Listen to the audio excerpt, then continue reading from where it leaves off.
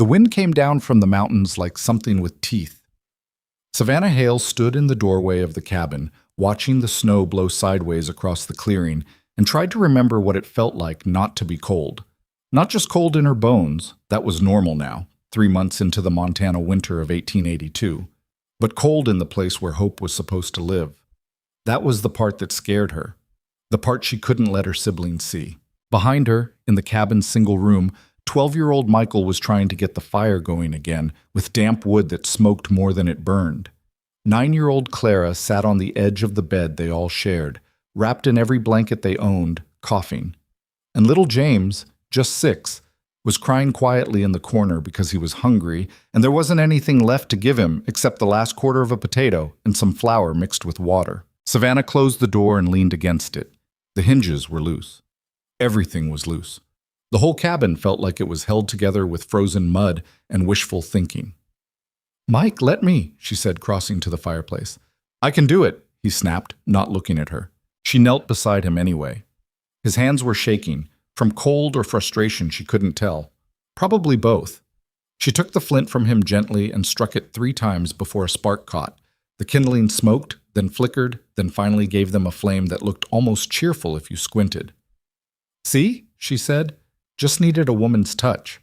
Michael didn't smile. He hadn't smiled much since they buried their father in October, 2 months after their mother went into the ground. Influenza had come through the valley like a scythe through wheat, and it had taken half the homesteaders with it. The other half had packed up and left before winter set in. The Hales had stayed, because leaving meant giving up the 160 acres their parents had died trying to prove up, because their father had always said a Hale didn't run, because Savannah had 3 kids depending on her and nowhere else to go. She stood and brushed the soot off her hands. Her dress was patched in so many places it was hard to remember what the original fabric looked like. Her boots had holes in them. Her hands were raw and cracked from hauling water and splitting wood and trying to do the work of 2 grown men and failing every single day. "Savannah?" Clara's voice was small. "I'm really cold." "I know, honey. Come closer to the fire." Clara slid off the bed and shuffled over, trailing blankets like a queen's train. Savannah pulled her close and rubbed her thin arms. The cough had been getting worse. They needed medicine. They needed a lot of things. But medicine cost money, and money was something they hadn't seen since before their father died. James stopped crying and came over too, pressing against Savannah's side. She wrapped an arm around him and felt how bony he'd gotten. They were all getting bony. The winter stores her parents had put up were gone. The hunting had been terrible. They were down to flour, a little salt, and whatever game Mike could trap, which wasn't much because he was 12 and small for his age, and the traps kept getting raided by something bigger and meaner than him. "Tell us a story," James said. "Not now, Jamie. Please? The one about the princess." Savannah closed her eyes. She didn't have the energy for stories. She didn't have the energy for anything except trying to figure out how they were going to make it to spring. But James was looking up at her with those big eyes, and Clara was leaning against her shoulder, and Michael was pretending not to listen, but she could tell he was.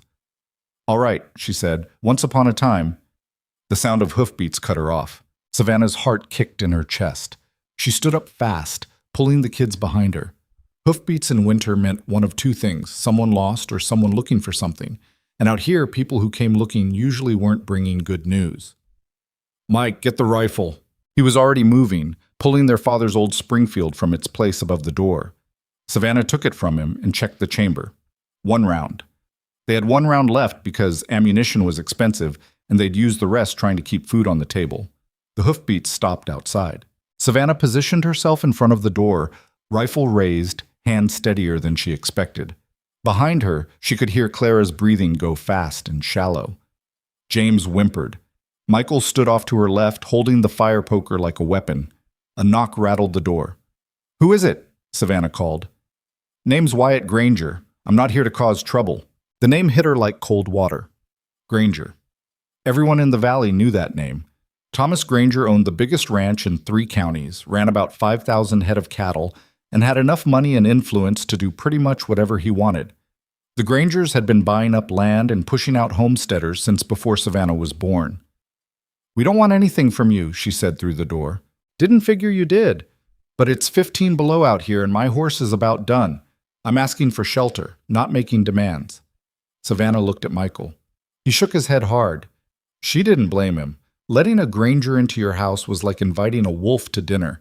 But leaving a man outside in this weather was murder, and she wasn't ready to have that on her conscience yet. She lowered the rifle slightly and opened the door a crack. The man on the other side was tall, maybe late 20s, with dark hair and ice in his beard.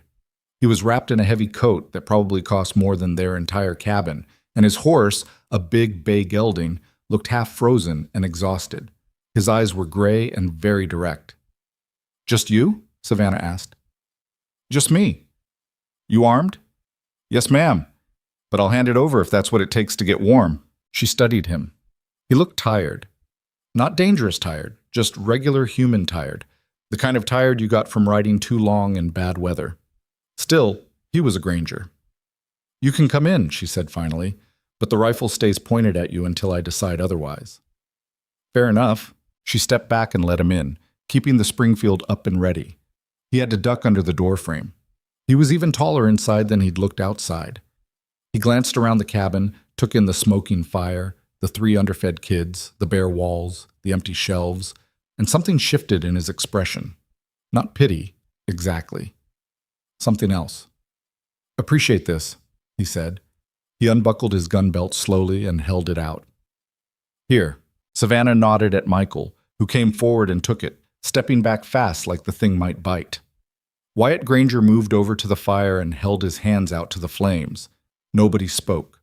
The wind hammered at the cabin walls. James had stopped whimpering, but he was staring at the stranger with huge eyes. "You're Jacob Hale's kids," Wyatt said after a minute. "What's it to you?" Savannah asked.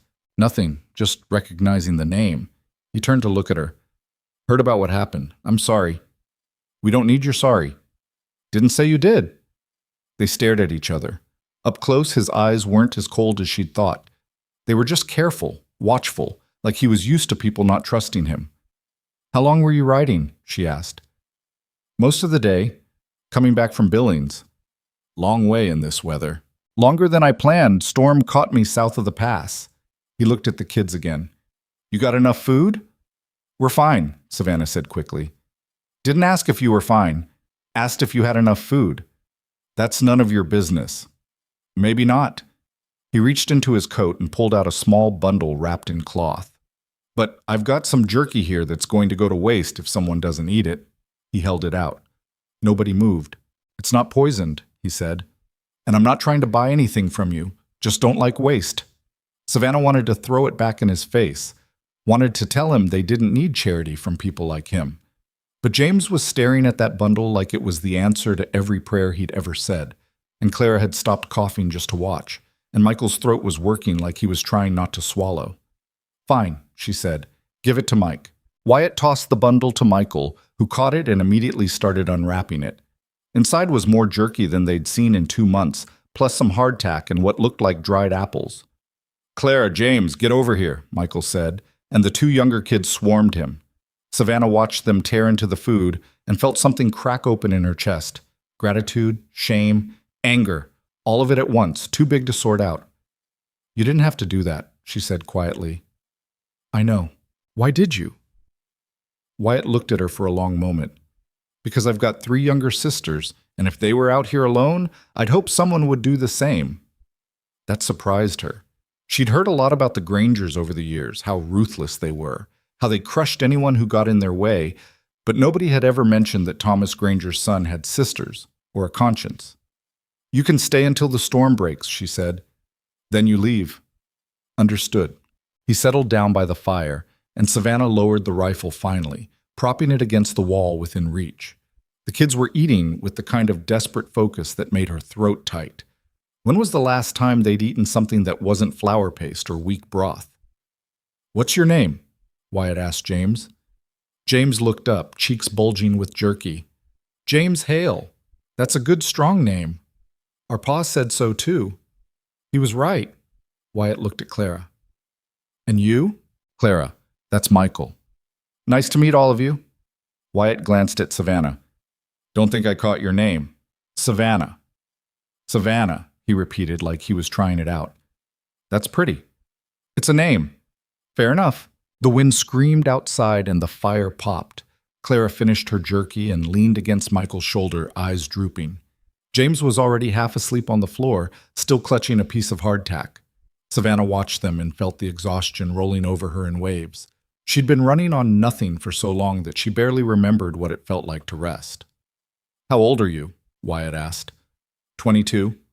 "And you're managing this place alone?" "We're managing fine." He didn't argue, but his eyes swept the cabin again. The holes in the walls that let the wind through, the empty shelves, the worn-down everything. She could see him adding it up, could see him reaching the same conclusion everyone else did. They weren't going to make it. "You know your claim's not finished," he said. Savannah's jaw tightened. "We're working on it." Working on it how? "No offense, but you can't prove up a homestead with 3 kids and no cash. The land office doesn't care about effort. They care about improvements, buildings, crops, fences." "I know what they care about." "Then you know you're in trouble. We'll figure it out. Will you?" He leaned forward, elbows on his knees. "Because from where I'm sitting, you're about 6 inches from disaster. And come spring, when the land office comes around, they're going to see exactly what I see. An unfinished claim on prime grazing land. And then someone's going to file a challenge. Let them try." "Savannah." His voice was quieter now, but there was steel underneath. "They won't just try. They'll win, and then you'll lose everything your parents died for." The truth of it hit her like a fist. She'd been trying not to think about it, about the fact that their claim was incomplete, that the cabin was falling apart, that the land office required specific improvements to finalize a homestead patent, and they had exactly none of them. She'd been so focused on just surviving day to day that she hadn't let herself look at the bigger picture. But now this stranger was laying it out for her, and there was nowhere to hide from it. "What do you want?" she asked. "Nothing." "Nobody helps for nothing, especially not a Granger." Something flickered across his face, hurt maybe, or resignation. "You're right," he said. "Nobody does. But maybe I'm tired of being what people expect." "So what, you're going to save us? Fix our cabin and make everything better?"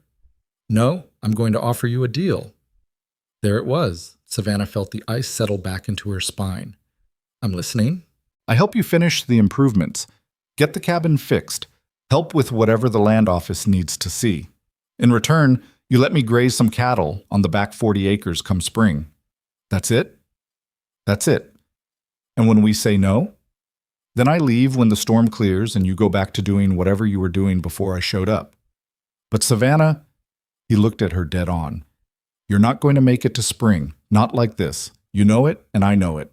She wanted to argue, wanted to scream at him that they were fine, that they didn't need his help, that they'd survive out of pure stubborn refusal to die. But the words stuck in her throat because he was right. They weren't going to make it. "Why do you care?" she whispered. He was quiet for a long time. The fire crackled. Outside, the storm howled. "Because I'm tired of watching good people lose," he said finally, "and because you remind me of my sisters, and because maybe I want to do something that matters for once." Savannah looked at her siblings. Michael had fallen asleep sitting up.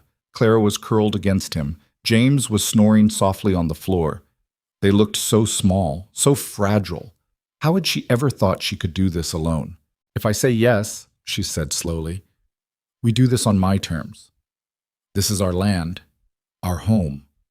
You help us keep it, but you don't own it. You don't control it. Understood?" "Understood.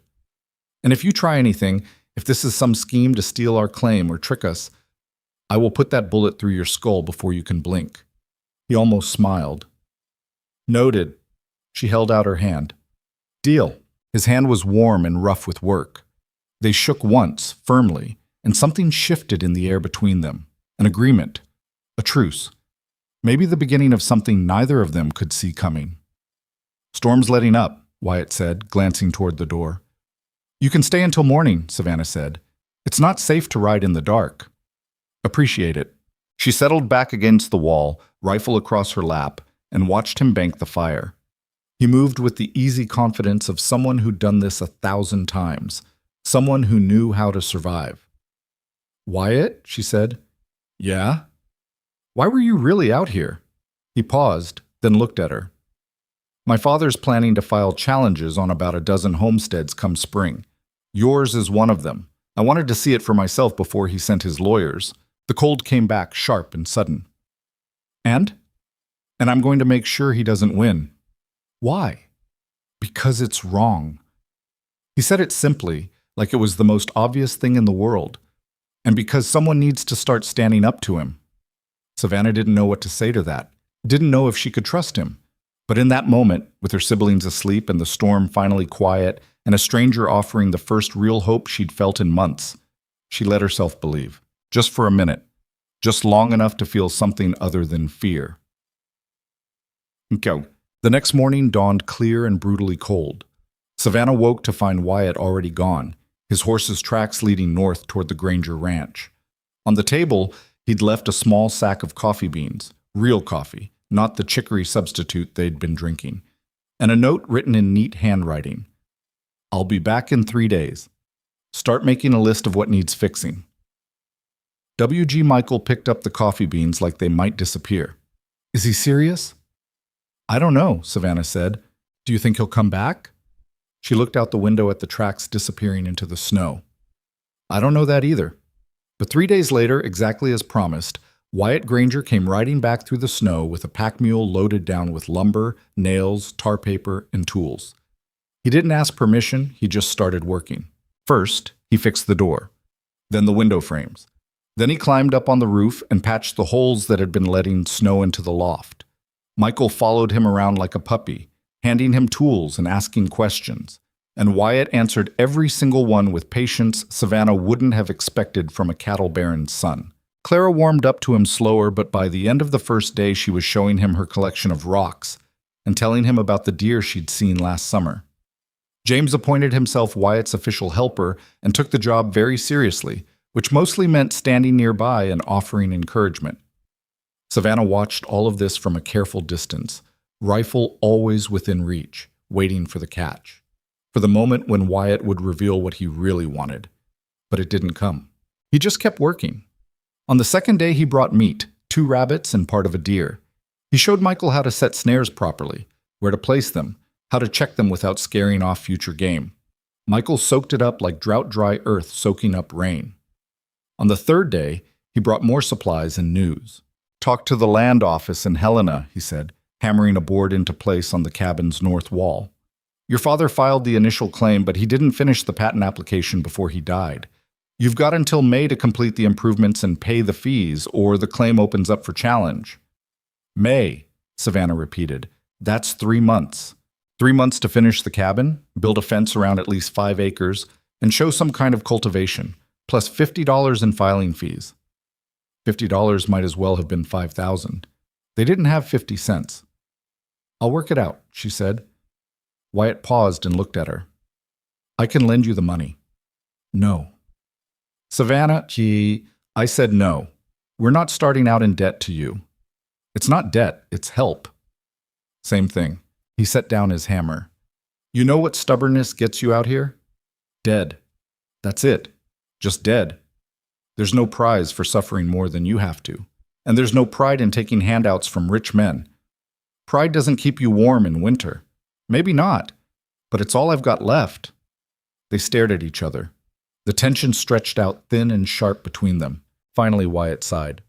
Fine. Then we do it another way. I hire Michael to help with spring roundup. $3 a week for 8 weeks. That's $24. Clara can do mending for my sisters. They'll pay fair. That's another 10 if she's fast. James can collect eggs at the ranch. James is 6. Kids younger than him work. You know that. Savannah's jaw worked. She did know that. She hated it, but she knew it. And what about me? She asked. You keep this place running. Get the crops planted. Deal with the land office. That's a full-time job right there. It was clever. He was offering them work, not charity, giving them a way to earn the money without feeling like they were being bought. It should have made her feel better. Instead, it made her suspicious. Why are you doing this? She asked for the third time. I told you. No, tell me the real reason. Nobody goes this far out of their way for strangers, not unless they want something. Wyatt looked down at his hands. They were scarred and rough, working hands despite his family's money. When he spoke again, his voice was quieter. You want the truth? I'm doing this because I'm tired of being ashamed every time I look in a mirror. My father's been stealing land from people like you my whole life, and I've stood by and let it happen because he's my father, and I didn't know what else to do. But your folks, they came out here with nothing and tried to build something honest, and they died trying. And now you're out here with 3 kids, starving and freezing, trying to hold on to what they died for. And if I don't help you, I'm just as bad as him. The honesty of it hit her like a slap. She could see it in his face, the guilt, the anger, the need to be something other than what his name said he was. You can't save everyone, she said softly. I know, but I can try to save someone. The silence stretched out. Claire was humming somewhere inside the cabin. James was talking to Wyatt's horse. Michael was probably listening to every word they were saying. All right, Savannah said finally. We'll take the work, but we do it fair. We earn every cent. Wouldn't have it any other way. They shook on it again, and this time when their hands met, Savannah felt something shift. Not trust exactly, but maybe the beginning of it. Maybe the start of something neither of them knew how to name yet. Over the next 2 weeks, Wyatt kept coming back. He'd show up at dawn with his tools and work until the sun went down. He reinforced the cabin's foundation. He built a proper chicken coop. He helped Savannah repair the plow her father had left behind. He brought supplies, nails, wire, seeds for spring planting, and refused to take payment for any of it. Consider it an investment, he said when she protested. You get the homestead secured, I get grazing rights. Everyone wins. Michael started following him everywhere, soaking up everything Wyatt taught him about horses and cattle and surviving the frontier. Clara came out of her shell enough to chatter at him during meals. Even James stopped being scared and started treating Wyatt like a favorite uncle. Savannah watched it happen and felt something complicated unfold in her chest. Relief that they were no longer alone. Fear that she was starting to depend on someone who might disappear. And underneath it all, something else. Something warm and dangerous that she tried very hard not to think about. Because Wyatt Granger was everything she couldn't afford to want. He was rich, educated, connected to a family that would eat her alive if they knew what he was doing out here. And he was temporary. Once the homestead was secure, once the land office approved their claim, he'd go back to his world and she'd stay in hers. That's what she told herself. But then he'd smile at something James said, or he'd catch her eye across the fire, or he'd hand her coffee in the morning with their fingers brushing, and she'd feel the careful walls she'd built start to crack. It was February when everything changed. Wyatt arrived earlier than usual, riding hard, his face tight with something that looked like fear. What's wrong? Savannah asked before he'd even dismounted. My father knows. Her stomach dropped. Knows what? That I've been coming here, that I've been helping you. Someone saw me and told him. He swung down from his horse. He's furious. What does that mean for us? It means he's moving up his timeline. He's going to file the challenge next week instead of waiting until May. Can he do that? He can do whatever he wants. He owns half the territorial government. Savannah felt the fear spike cold in her veins. So what do we do? We finish the improvements now, today. Get everything done that the land office needs to see, and then we file for the patent ourselves before he can block it. That's impossible. We still need to but I know what we need. I've got men coming from town, good men who owe me favors and won't talk. We're going to work through the night if we have to, but we're going to get this done. Michael had come outside. What's happening? We're building a fence, Wyatt said. Fast. You ever build a fence before? No, but I can learn. Good. Let's go. What followed was 2 days of the hardest work Savannah had ever done. Wyatt's men showed up, 3 ranch hands who clearly thought their boss had lost his mind, but were loyal enough not to say so. And they worked like demons. They built fence line around 5 acres of cleared land. They dug a proper well. They expanded the cabin's footprint and added a storage shed. They planted early season crops that would show as cultivation for the land office. Savannah worked alongside them, hammering posts and stretching wire until her hands bled. Michael worked until he could barely stand. Even Clara and James helped, carrying tools and water and doing whatever small tasks they were given. And Wyatt worked hardest of all, driving himself and everyone else with a kind of desperate intensity, because they all knew what was coming. On the third day, they finished. Savannah stood in the middle of their property and looked around at what they'd built. The cabin was solid now, with real glass windows and a roof that wouldn't leak. The fence line stretched clean and straight. The well had good water. The field was planted. It looked like a real homestead, like something permanent. "It's not perfect," Wyatt said, coming to stand beside her. "But it's enough. The land office won't be able to deny the claim." "When do we file?" "Tomorrow. I'm riding into Helena tonight with the paperwork. I'll file it first thing in the morning, before my father can get there." "Wyatt," she turned to face him. "Thank you for everything. I don't know how to—" "Don't," he said. "Don't thank me. This should have been done months ago. This should have been done by people who actually gave a damn about homesteaders instead of just taking from them. Still, you didn't have to help us, but you did." He looked at her for a long moment, and she saw something in his eyes that made her breath catch, something that looked like the same dangerous thing she'd been trying not to feel. "Savannah," he said quietly, "I didn't help you because it was the right thing to do. I mean, it was, but that's not why." "Then why?" He reached out slowly and tucked a strand of hair behind her ear. His hand was rough and warm. "Because the first time I saw you standing in that doorway with a rifle pointed at my chest, scared and defiant and refusing to give up, I knew you were the strongest person I'd ever met. And I wanted to be part of whatever fight you were fighting." Her heart was hammering. "Wyatt, I'm not asking for anything," he said. "I know I'm the last person you should trust. I know my name means things you hate. But I need you to know that these last few weeks, being out here with you and your family, it's the first time I've felt like what I was doing mattered. Like I mattered." Savannah couldn't breathe, couldn't think. All she could do was stare at him and feel everything she'd been pushing down come roaring up. "You matter," she whispered. And then before she could stop herself, before she could remember all the reasons why this was a terrible idea, she kissed him. It was brief, barely more than a brush of lips, but it was enough to change everything. When she pulled back, Wyatt was staring at her like she'd just handed him the sky. "Savannah, go," she said. "File the papers. Save our home. And then—" She paused. "And then come back." "I'll come back," he promised. "I swear." He rode out that night, and Savannah watched him disappear into the darkness with the paperwork that would secure their future. She didn't know it yet, but she'd just sealed both their fates.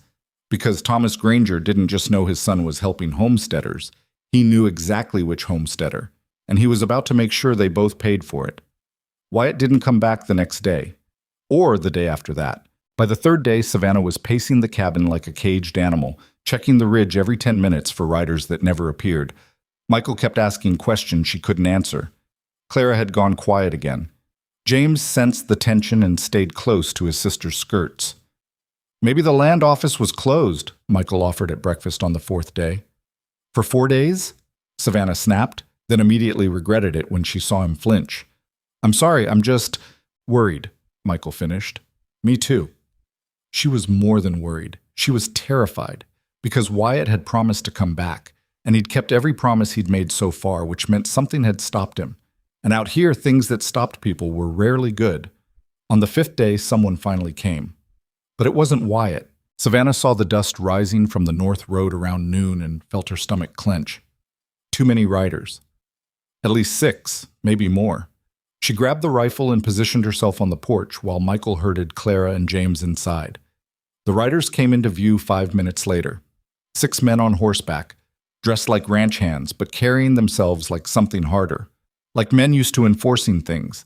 And leading them was someone who could only be Thomas Granger himself. He was in his 50s, built like an oak barrel, with silver hair and a face that had been handsome once before decades of getting exactly what he wanted had turned it cruel. He sat his horse like he owned not just the animal, but the ground beneath it. Probably thought he did. The rider stopped 20 feet from the cabin. Nobody dismounted. "You're Savannah Hale," Thomas Granger said. It wasn't a question. "This is private property," Savannah called back, rifle steady. "State your business or leave." Granger smiled. It didn't reach his eyes. "Private property. That's interesting, given that your claim's not finalized yet. As I understand it, you're still 3 months from proving up. A lot can happen in 3 months. We filed the patent application 5 days ago. It's done. Something flickered across his face. Surprise, maybe, or anger. Is that so? Funny thing about that. My lawyers checked with the land office in Helena yesterday. No application on file for this property. Savannah's blood went cold. That's not possible. Wyatt filed it himself. Ah, yes. My son. The smile got sharper. Wyatt's at home right now, where he's been for the past 5 days. Under guard, actually, after he decided to make some very poor choices about where to spend his time and money. The world tilted. What did you do to him? Nothing he didn't bring on himself. Boy's been sneaking around behind my back, helping homesteaders, making a fool of the Granger name. You understand, I couldn't let that continue. If you hurt him, I'm his father. I discipline him as I see fit. Granger leaned forward in his saddle. But we're not here to discuss Wyatt. We're here to discuss your situation, which is, frankly, desperate. We're fine. You're not. Your claim's incomplete. You've got no legal standing, and as of this morning, I filed a land challenge with the territorial office in Billings. 6 weeks from now, there will be a hearing. And unless you can prove continuous improvement and occupation since your father's death, which we both know you can't, this land reverts to open range, which I'll be filing on immediately. Savannah's hands were shaking so badly she could barely hold the rifle. You can't do that. I can. I have. It's done. This is our home. We've lived here for 3 years. We've improved it. Have you? Because my surveyors didn't see much improvement when they came through last fall. Saw a lot of unfinished structures and untilled land. Saw a family that didn't have the resources to complete their claim. He shrugged. It's unfortunate, but the law is clear. You don't finish, you don't get to stay. We will finish. We'll show the court everything. With what money? What labor? You're a 22-year-old woman with 3 children and no income. The court's going to take one look at you and rule in my favor. And then you'll have 2 weeks to vacate before the sheriff removes you by force. One of the ranch hands behind Granger shifted in his saddle, and Savannah caught the glint of a rifle butt. They'd come armed, ready for trouble. Hoping for it, maybe. Why are you doing this? She asked. There's thousands of acres out here. Why do you need ours? Because it's mine, Granger said simply. This whole valley's mine. Has been for 20 years. Your father was a squatter who got lucky with a government program designed to give away what wasn't theirs to give. But that program's got rules, girl, and you're not following them. The rules say we have until May. The rules say I can file a challenge anytime I have grounds. And your father's death gave me grounds. He gathered his reins. You've got 6 weeks. Use them to pack. Find somewhere else to go. Because come April, you're gone. No. Excuse me? Savannah stepped off the porch, rifle pointed at the ground but ready. Her voice was steadier than her hands. I said no. You want this land, you'll have to drag us off it. And I promise you, Mr. Granger, that's going to be harder than you think. For a moment, something that looked like respect crossed his face. Just a flicker, there and gone. You got your mother's fire, he said. She had that same look in her eyes when she told me off at the general store once, right before she married your father and made the biggest mistake of her life. He turned his horse. 6 weeks, Miss Hale. After that, whatever happens is on you. They rode out, leaving nothing but dust and dread. Savannah stood there until the sound of hooves faded completely. Then her legs gave out, and she sat down hard on the porch steps. The rifle clattered beside her. She put her face in her hands and tried to breathe through the panic. The door opened behind her. Michael came out and sat down next to her, not saying anything. After a minute, Clara came out too, then James. They pressed close on either side, and Savannah wrapped her arms around all of them. Are they going to take our house? James whispered. No, Savannah said. She didn't know if it was true, but she said it anyway. No, they're not. What do we do? Michael asked. I don't know yet, but we'll figure it out. What about Wyatt? That was the question that hurt. What about Wyatt? Was he really locked up at his father's ranch? Had he even made it to Helena, or had Thomas caught him before he could file the papers?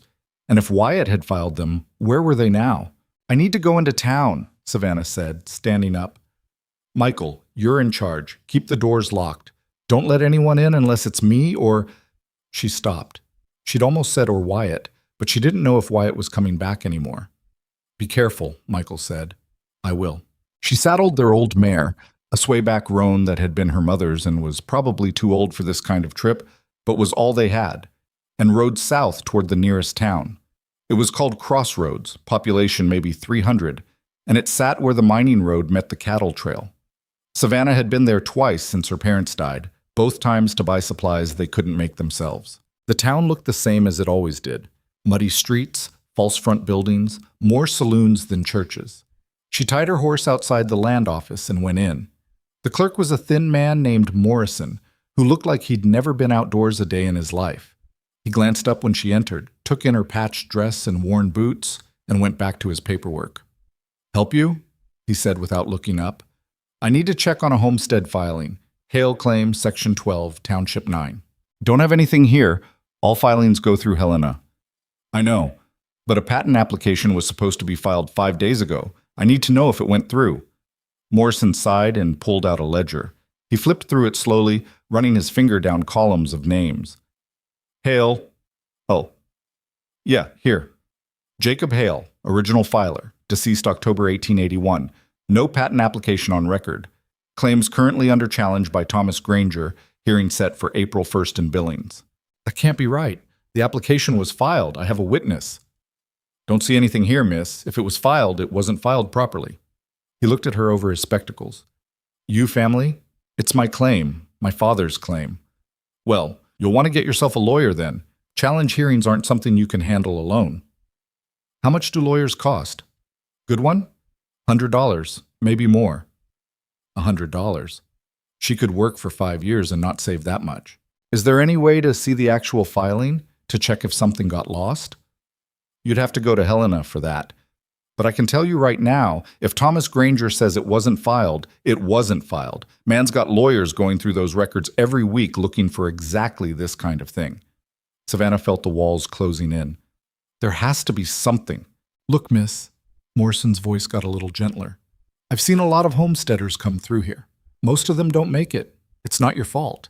It's just how things are. The big ranchers got here first, and they've got the money and connections to squeeze out anyone who tries to stake a claim on land they want. Your best bet is to sell what you can, take the money, and start over somewhere else. This is our home. I know, and I'm sorry, but fighting Thomas Granger is like fighting winter. You're going to lose, and you're going to lose hard. She left without another word, climbed back on her horse, and just sat there in the street for a long time. Around her, Crossroads went about its business. Men loading wagons, women shopping, kids playing in the mud, normal people living normal lives, not realizing that her entire world was collapsing. A saloon door opened across the street, and 2 men stumbled out, laughing. One of them was wearing a Granger Ranch brand on his vest. Savannah made a decision. She rode north, but not toward home, toward the Granger Ranch. It took her 3 hours to get there, and by the time she saw the main house rising out of the prairie like a fortress, the sun was getting low. The place was massive, a sprawling 2-story structure with a wraparound porch, outbuildings in every direction, corrals full of horses, and a bunkhouse that looked bigger than most of the cabins in the valley. 2 men stopped her at the gate, both armed. State your business, one of them said. I need to see Wyatt Granger. He's not taking visitors. Tell him Savannah Hale is here. He'll want to see me. The men looked at each other. One of them shrugged and walked toward the house. Savannah waited, hands wrapped in her horse's reins, trying not to shake. 5 minutes later, the man came back. Mr. Granger says you can come up to the house, but you leave the horse here. Fine. She dismounted and walked up the long drive, flanked by both guards like she was a prisoner, which, she supposed, she sort of was. The front door opened before she reached it, and Thomas Granger stepped out. Miss Hale, he said, this is unexpected. I want to see Wyatt. I'm sure you do. Unfortunately, my son's indisposed at the moment. Let me see him. That's not going to happen. Savannah stopped in the bottom of the porch steps and looked up at him. Where are the papers? The homestead application Wyatt filed. Where is it? I'm sure I don't know what you're talking about. You know exactly what I'm talking about. He filed it in Helena, and somehow it never made it to the land office. So where is it? Granger studied her for a long moment. You're not stupid, I'll give you that. But you're in over your head, girl. Go home. Take care of those kids. Find some nice young man to marry who'll give you a real home instead of this fantasy you're clinging to. I don't want a real home. I want my home. Same thing I just said, except your version involves freezing and starving while pretending you're pioneering something. My version involves you having an actual future. Is that what you told Wyatt? When you locked him up for trying to help us? Something hardened in Granger's expression. What I tell my son is between me and him, but since you brought it up, yes, I told him he was throwing his life away on people who couldn't be saved. Told him he was making an enemy of his own family for a homesteader girl who'll be gone inside a year. And you know what? He didn't have an answer for that. Because deep down, he knows I'm right. You're not right. You're just powerful. There's a difference. In this territory? There's not. The door opened behind Granger, and a woman came out, tall, elegant, with dark hair going gray and Wyatt's gray eyes. His mother, Savannah guessed. Thomas, the woman said quietly, let her see him. Caroline, let her see him. 5 minutes. What harm could it do? Granger looked like he wanted to argue, but something in his wife's face stopped him. He stepped aside with a gesture that was almost violent in its abruptness. 5 minutes, he said. Then you leave and don't come back. Caroline Granger led Savannah through a house that was almost painfully beautiful. Polished wood, expensive furniture, paintings on the walls, and up a staircase to the second floor. She stopped at a door at the end of the hall and knocked softly. Wyatt, you have a visitor. She opened the door without waiting for an answer and ushered Savannah inside. The room was large and well-appointed, with a bed, a desk, and windows that looked out over the ranch. It didn't look like a prison, but the chair wedged under the door handle from the outside told a different story. Wyatt was sitting on the bed, and he looked terrible. Not hurt exactly, but exhausted and angry and something else. Something broken. Savannah, he said, standing up fast, what are you doing here? Your father came to the cabin. He said, her voice cracked. He said you never filed the papers, that the claim challenge is going forward and we're going to lose everything. Wyatt's jaw clenched. I filed them. I swear to you, I filed them in Helena the morning after I left your place. I gave them directly to the registrar. Then where are they? My father got to them. Must have. He's got people everywhere, in the land office, the territorial government, the courts. He found out what I did and made sure the filing disappeared. Can we refile? Not without the original documentation, which I don't have anymore, and not without paying the fees again, which I can't do because he's cut off my access to money. He crossed the room and took her hands. Savannah, I'm so sorry. I thought I could get ahead of him. I thought if I moved fast enough, it's not your fault. It is. I knew what he was capable of, and I thought I could beat him anyway. I was naive. Caroline Granger cleared her throat from the doorway. You have 3 minutes left. Wyatt looked at his mother. You could help us. You know this is wrong. What I know, Caroline said carefully, is that your father's built everything we have by being ruthless. And I've benefited from that ruthlessness for 30 years. I'm not suddenly going to develop principles now. So you're just going to let him steal their home? I'm going to let him do what he's always done. And you're going to learn that fighting him only makes things worse. She glanced at Savannah. 2 minutes. When she left, Wyatt pulled Savannah close. She could feel him trembling. There has to be something we can do, she said. I don't know what. He's got me locked in here. He's cut me off from everything. I can't even get word to the ranch hands who helped us without him finding out. He pulled back enough to look at her. You need to take the kids and leave. Go to California or Oregon or anywhere that's not here. No. Savannah, I'm not running. Not from him, not from anyone. This is our land and I'm not giving it up without a fight. You can't win this fight. He's too powerful. Maybe, but I can make him work for it. I can make him prove to the whole territory that he's exactly the kind of man everyone already knows he is. A rich bully who steals from families because he can. Wyatt looked at her with something that might have been awe. You're serious. Completely. He'll crush you. Probably. But at least I'll go down fighting. She touched his face. And maybe that'll be enough. Time's up, Caroline said from the hallway. Savannah kissed him quickly, desperately, and then she was being ushered out of the room and down the stairs and back outside where her horse was waiting. She mounted up under Thomas Granger's cold gaze. "Feel better?" he asked. "No, but I know what I'm fighting now." "And what's that?"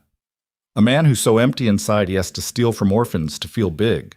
She saw the rage flash across his face and kicked her horse before he could respond. She rode hard back toward home, and the whole way she tried to figure out how someone with no money, no lawyers, and no chance could possibly win a battle against a cattle baron. She still hadn't found an answer by the time she reached the cabin. Michael was waiting on the porch, and the look on his face stopped her cold. "What happened?" "Someone left this." He held out a folded piece of paper. Savannah opened it. The message was short and written in a careful hand she didn't recognize. "If you want to save your claim, be at the Prospector's Saloon in Crossroads tomorrow at noon. Come alone. Tell no one." "Who left it?" Savannah asked. "Don't know. It was stuck in the door when I went to get water." Savannah stared at the note. It could be a trap. Could be Thomas Granger's way of getting her off the property so his men could come in and destroy everything they'd built. Could be anything. But it was also the only lead she had. "Tomorrow I'm going to town," she said. "You three stay here. Lock the doors. Don't open them for anyone." "Savannah, I mean it, Mike. Anyone." He nodded reluctantly, and Savannah went inside to figure out what the hell she was walking into. The next day, she rode into Crossroads at 1:45, Springfield rifle across her saddle, and every nerve on edge. The Prospector's Saloon was a rough place even by frontier standards, the kind of establishment where more deals were broken than made, and the sawdust on the floor was there to soak up blood as much as spilled whiskey. She tied her horse and pushed through the doors. The place was nearly empty, a bartender wiping glasses, 2 old-timers playing cards in the corner, and at a table in the back, a woman in her 40s with sharp eyes and a scar running from her temple to her jaw. The woman gestured to the empty chair across from her. Savannah sat down, rifle across her lap. "You're either very brave or very stupid," the woman said. "Probably both. Who are you?" "Name's Ruth Mackenzie. I own the feed store on the north edge of town. And before that, I was a homesteader like you." She took a sip of whiskey. "Until Thomas Granger stole my land the same way he's trying to steal yours." Savannah felt something click into place. "You sent the note." "I did. Because I've been watching what's happening, and I'm tired of watching good people lose." "Why should I trust you?" "You shouldn't. Trust is for people who have options. You don't." Ruth leaned forward. "But I can help you. If you're willing to do something that might get both of us killed." "I'm listening." Granger's challenge is based on your claim being incomplete. No improvements, no continuous occupation, no documentation. But what if you had documentation? What if you had proof that your family met every requirement? "We don't have that proof. My father kept terrible records." "No. But the land office in Helena has records. Every claim filed, every inspection done, every improvement verified. Your father's file is there. And I'm betting it shows a lot more progress than Granger's lawyers want anyone to see." "So we get the file." "We steal it," Ruth corrected. "Break into the land office, find your father's records, and make copies before anyone notices they're gone. Then we use those copies in court to prove Granger's lying about your claim status." Savannah stared at her. "That's insane."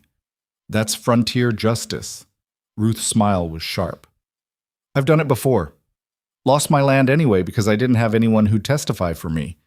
But you've got something I didn't. You've got Thomas Granger's son on your side. Wyatt's locked up. He can't help. Maybe not directly, but the territorial judge hates Thomas Granger, hates everything he stands for. If Wyatt publicly testifies against his father, if he breaks ranks and tells the court what Granger's been doing, that might be enough to tip the scales." "And you think he'd do that?" "I think a man who walks away from his inheritance to help a homesteader girl might do a lot of things people don't expect." Ruth finished her whiskey. "So here's the question, Savannah Hale. Do you want to save your land badly enough to break the law? Because that's what this is going to take." Savannah thought about her siblings, about the cabin her parents died building, about Wyatt locked in his father's house because he'd tried to help them, about 3 years of suffering and struggle and refusing to quit. "When do we leave?" she asked. Ruth smiled. "Tonight, pack light. We've got a long ride ahead." They left Crossroads just after midnight, 2 women on horseback with saddlebags full of tools that would get them hanged if anyone asked what they were for. Ruth rode like she'd spent half her life in the saddle, which she probably had. Savannah tried to keep up and not think too hard about what they were about to do. The ride to Helena took them through country that got rougher the farther north they went. Rocky passes, narrow trails, places where one wrong step would send horse and rider tumbling into darkness. Ruth didn't slow down. She rode like something was chasing them, and maybe something was. Maybe they were racing against time itself. They didn't talk much. Around 3 a.m, they stopped to rest the horses, and Ruth pulled out a flask. "Drink," she said, offering it to Savannah. Wasn't asking. You need to warm up, and we've got another 4 hours ahead of us." Savannah drank. Whatever was in the flask burned going down and settled like fire in her stomach. She handed it back, coughing. "What is that?" "Something a miner taught me to make. Don't ask what's in it." Ruth took a long pull and wiped her mouth. "You scared?" "Terrified." "Good. Means you're smart. You know what happened to the last person who tried to go up against Thomas Granger?" "What?" "He disappeared. Just gone one day. Found his horse wandering loose about a week later. Never found him." Ruth's eyes were hard in the moonlight. "I'm not telling you this to scare you more. I'm telling you so you know what we're dealing with. If we get caught doing this, we won't see a courtroom. We'll just vanish." "Then why are you helping me?" "Because I'm tired of being scared. Because I lost everything I built and nobody gave a damn. And because maybe if we do this right, we can stop him from doing it to someone else." She stood up and stretched. "Come on, we're burning moonlight." They reached Helena around 7 a.m, both of them exhausted and filthy from the road. The territorial capital was bigger than Crossroads. Real buildings, paved streets in some places. Enough people that 2 more didn't draw attention. Ruth led them to a boarding house on the edge of town run by a woman who didn't ask questions. "We need a room and a place to stable the horses," Ruth said, "and we need you to forget you saw us." The woman, old, bent, with eyes that had seen everything, looked them over and named a price that was probably twice the going rate. Ruth paid it without arguing. They slept until noon, then Ruth woke Savannah with a shake that was almost rough. "Up, we need to scout the location before dark." The land office was a square brick building near the center of town, imposing and official-looking in a way that made Savannah's stomach turn. Ruth walked past it twice, casual as Sunday, noting the windows, the doors, the patterns of people coming and going. "They close at 5, she said when they'd circled back to a small restaurant across the street. "Then the clerk locks up and goes home. Building's empty all night, except for a watchman who makes rounds every 2 hours. "How do you know that?" "Because I watched this place for 3 weeks before I made my attempt. Learned the rhythms. Learned who was predictable and who wasn't." Ruth stirred sugar into her coffee. "The watchman's name is Garrett. He's 68 years old, half deaf, and he carries a pistol he's never fired. He starts his rounds at 8, midnight, and 4 a.m. Takes him about 20 minutes to walk the whole building." "So we go in at 8:30. "No, we go in at 7, before he even starts. Hide in the storage room on the first floor until his first round is done, then head upstairs to the records office." "What if someone sees us going in?" "They won't. There's a side entrance that the clerks use. Locks from the outside, but not the inside. We pick it once, we're in." Savannah looked at Ruth. Really looked at her. The scar, the hard eyes, the way she moved like someone who'd learned to expect trouble. "Who are you really, before all this?" Ruth was quiet for a moment. Someone who believed the frontier was supposed to be different. Someone who thought if you worked hard enough and followed the rules, you'd get to keep what you earned. She smiled, but there was no humor in it. "I was wrong." "What happened to your family?" "Don't have one. Husband died of cholera 6 months after we proved up our claim. No kids. Just me and 160 acres that I broke my back turning into something. Then Granger decided he wanted a clear path to the river, and my land was in his way." She looked out the window. "Took him 3 years, but he got it. Used every legal trick, every delay, every lawyer he could buy. And when I finally ran out of money to fight him, he showed up with papers saying the land was his, and I had 48 hours to leave. I'm sorry." "Don't be sorry. Be angry. Anger's more useful." Ruth finished her coffee and stood. "Come on. We've got work to do." They spent the afternoon gathering supplies. Lockpicks, which Ruth somehow knew where to buy from a pawn shop owner who barely looked at them. dark clothes, a small oil lamp with a shutter, matches, a leather satchel big enough to carry documents, everything they needed to commit what amounted to burglary of a government building. By the time the sun started setting, Savannah's hands wouldn't stop shaking. "Breathe," Ruth said as they waited in an alley across from the land office. "In through your nose, out through your mouth. If you panic in there, we're both dead." "I'm not going to panic." "Yes, you are. Everyone panics their first time. The trick is not letting the panic run you." Ruth checked her pocket watch. 5 minutes. "When I move, you follow. Stay close, stay quiet, and if something goes wrong, you run. Don't wait for me. Don't try to help. Just run." "Ruth, I mean it, girl. You've got 3 kids depending on you. I've got nobody. My life's worth less than yours in the grand scheme of things." "That's not true." "Maybe not, but that's how we're playing it anyway." Ruth stood. "Time to go." They crossed the street as the last clerk left the building, locking the front door behind him. Ruth led them around to the side where a narrow door sat recessed between 2 windows. She pulled out her lockpicks and went to work while Savannah kept watch, heart hammering so loud she was sure someone would hear it. The lock clicked open. Ruth pushed the door carefully and they slipped inside, easing it closed behind them. The interior was dark and smelled like paper and dust. Savannah could barely see 2 feet in front of her. "Storage room," Ruth whispered, gripping Savannah's arm and pulling her forward. They felt their way down a narrow hallway and into a room stacked with crates and old furniture. Ruth positioned them behind a filing cabinet where they'd be hidden if anyone looked in. "Now we wait," Ruth said. The waiting was worse than the breaking in. Savannah sat in the dark with her back against the wall and listened to every sound, the building settling, footsteps on the street outside, her own breathing that seemed impossibly loud. Minutes felt like hours. Her legs cramped. Her neck hurt. She needed to move but didn't dare. Somewhere in the building, a door opened and closed. Heavy footsteps. The watchman starting his rounds. Savannah held her breath as the footsteps came closer, past their hiding spot, and continued on. She heard him climb stairs, walk overhead, come back down. The whole round took him 18 minutes. Ruth waited another 10 before she moved.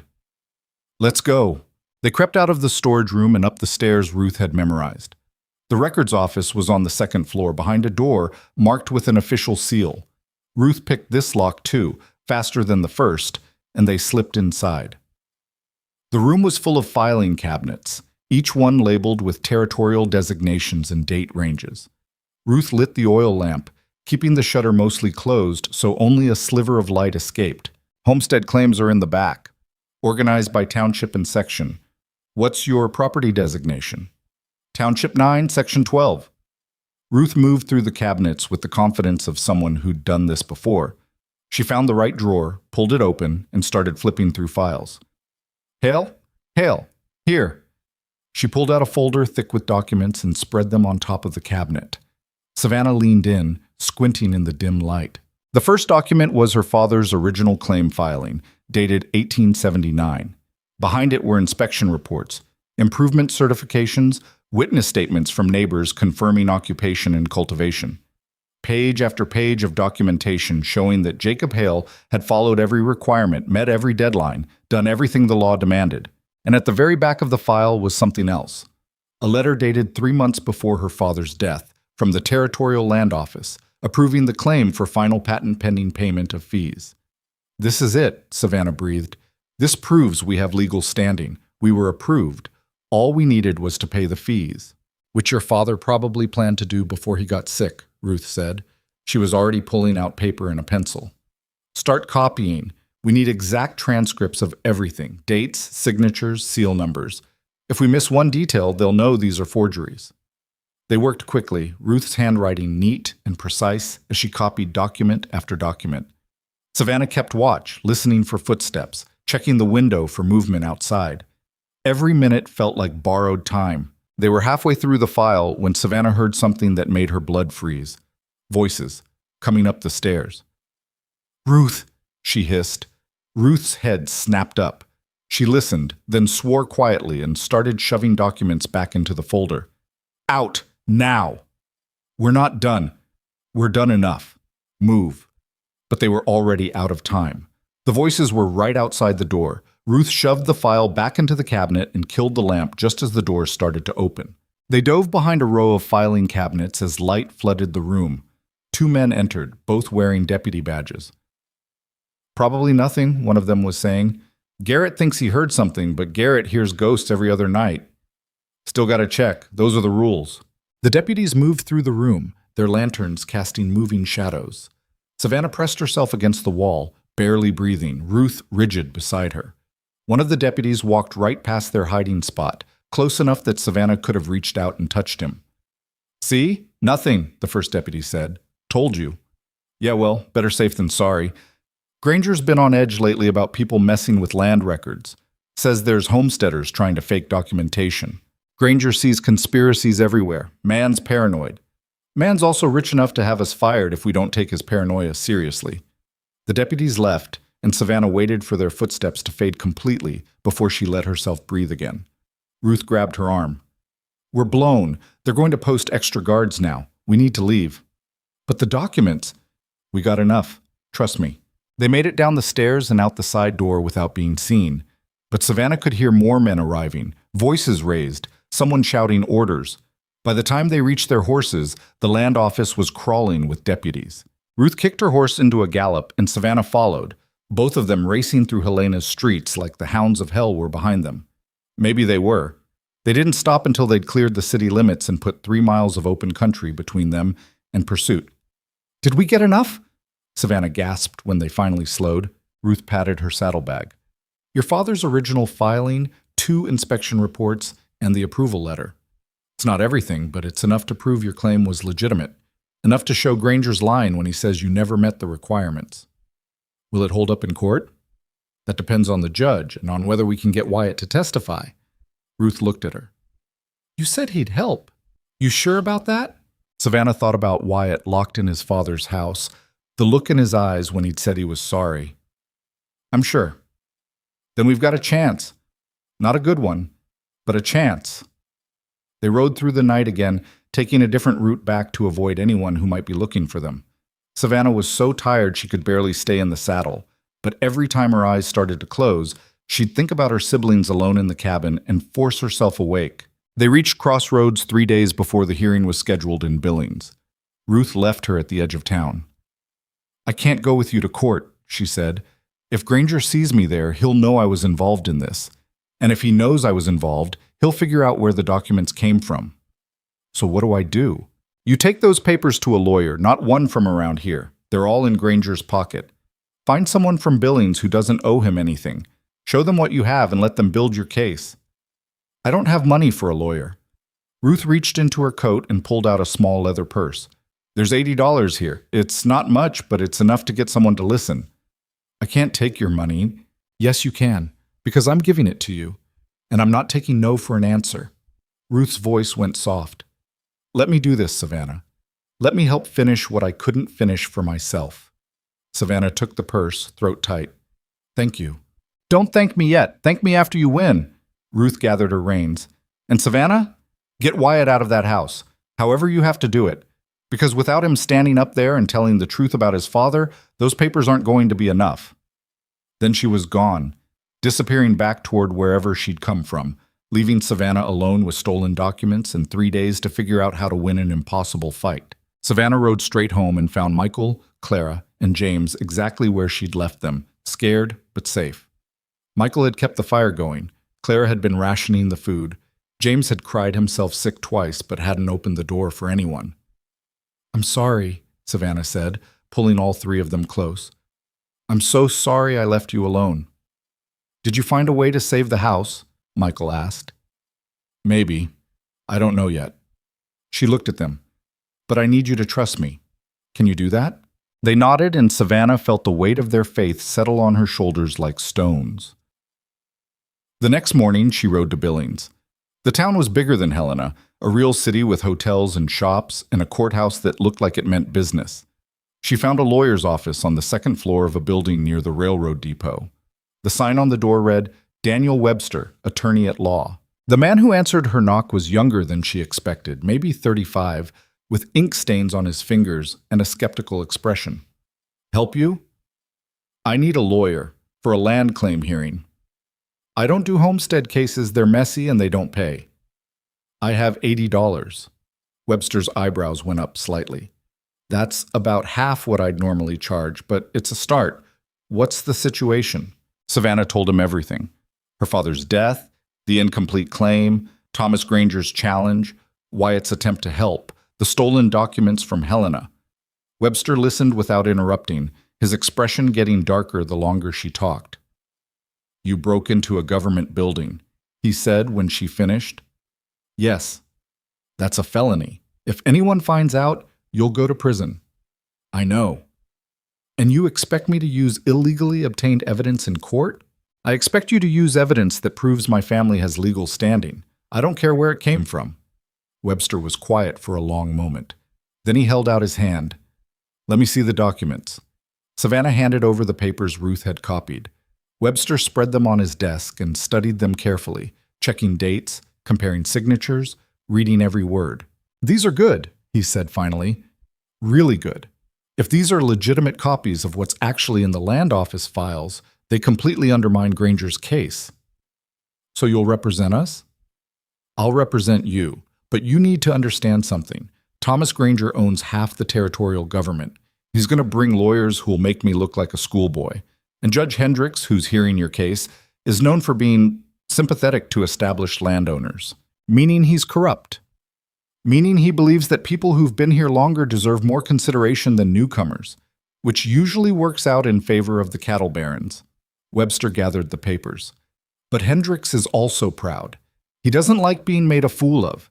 If we can show him that Granger's been lying, that might piss him off enough to rule in your favor. What about Wyatt? If he testifies against his father, that would help a lot.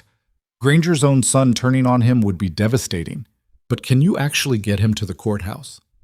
I don't know. Well, you've got 2 days to figure it out, because without him, this is going to be close. Savannah left the lawyer's office and stood on the street trying to figure out how to break someone out of what amounted to house arrest. She couldn't go to the Granger ranch again. They'd be watching for her. Couldn't send Michael or one of the other kids. Couldn't hire help because she had no money left. She was still trying to work it out when she heard a familiar voice behind her. Savannah Hale? She turned and found herself face to face with Caroline Granger, Wyatt's mother. The woman was dressed elegantly, shopping basket on her arm, looking completely out of place in the rough Billings street. Mrs. Granger, Savannah said carefully, walk with me. It wasn't a request. Caroline started down the boardwalk and Savannah followed, wary and confused. They walked in silence until they reached a small park on the edge of town where no one would overhear them. My husband is going to destroy you in court, Caroline said without preamble. You understand that, don't you? He's going to try. He's going to succeed, unless something changes. Caroline looked at her directly. My son is locked in his room because he chose you over his family, over his inheritance, over everything he's ever known. Do you have any idea what that means? It means he's a good man. It means he's in love with you. The words hit Savannah like cold water. She'd known, on some level, that what was between her and Wyatt had gone past friendship or even attraction, but hearing it said out loud by his mother made it real in a way that terrified her. Don't insult me by lying. I've watched him for 30 years. I know what he looks like when he's found something that matters. Caroline's voice softened slightly. Thomas is going to break him. If Wyatt stays in that house, if he's forced to watch you lose everything from behind a locked door, it will destroy something in him that can't be fixed. Do you understand? Yes. So I'm going to help you get him out. Not because I approve of what he's doing, not because I think you're good for him, but because he's my son, and I'd rather have him alive and hating me than dead inside and obedient. Savannah stared at her. Why are you telling me this? Because tomorrow night there's going to be a fire in the east barn. Small, contained, but enough to draw everyone's attention. During that fire, the kitchen door will be unlocked. Wyatt's room is on the second floor, third door from the stairs. You'll have maybe 10 minutes to get in, get him, and get out before anyone notices. This is a trap. Maybe, or maybe it's a mother trying to save her son from his father. Caroline adjusted her basket. The choice is yours. But if you don't take this chance, you won't get another one." She walked away, leaving Savannah standing alone in the park with a decision that felt too big for one person to make. That night, Savannah told Michael the plan. He listened without interrupting, then looked at her like she'd lost her mind. "You're going to break into the Granger Ranch." "Yes." "Based on information from Wyatt's mother, who you don't trust." "Yes." "And you think this is a good idea?" "No, but it's the only idea I have." Michael was quiet for a long time. "I'm coming with you." "No, you're not. You're staying here with Clara and James." "Savannah, if something goes wrong, they need you. Promise me you'll take care of them." He didn't want to promise. She could see it in his face. But finally he nodded, and Savannah felt something in her chest crack open. The next night, she rode north toward the Granger Ranch with a knife in her boot and her father's rifle across her saddle. Around 9 o'clock, she saw orange light bloom in the distance. The barn fire, exactly as Caroline had promised. Savannah circled wide of the main house, tying her horse in a grove of trees a quarter-mile out. She approached on foot, staying low, watching as ranch hands ran toward the fire with buckets. The kitchen door stood open in the chaos. She slipped inside. The house was empty, everyone drawn to the emergency outside. Savannah climbed the stairs 2 at a time, counting doors. Third from the stairs. She tried the handle. Locked.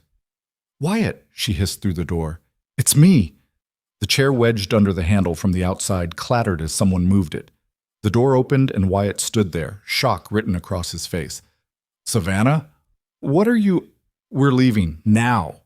"How did you—" "Oh, your mother helped. I'll explain later. We have maybe 5 minutes before someone notices the fire's not spreading and comes back." Wyatt grabbed a coat and followed her down the stairs. They were almost to the kitchen door when Thomas Granger stepped into the hallway. For a moment, nobody moved. Then Granger smiled. "I should have known Caroline was involved. She's always had a soft spot for lost causes." "Get out of the way," Wyatt said. "Or what? You'll fight me? Your own father?" "If I have to." Thomas looked at his son, and something ugly moved across his face. "You've thrown away everything for this girl. Your inheritance, your future, your family name. And for what? So she can keep a worthless piece of land for another year before the frontier kills her anyway." "It's not worthless, and she's not going to die." "Everyone dies out here, boy. The only question is whether you die with dignity or desperation." He turned his attention to Savannah. "You've got some nerve breaking into my house. Your wife let me in." "My wife made a mistake, but that's all right. I'll deal with her later. Right now I'm dealing with you." He stepped closer. "Drop the rifle." Savannah raised it instead. "No. You won't shoot me. You're not a killer." "Maybe not, but I'm desperate." "You said it yourself. Desperate people do desperate things."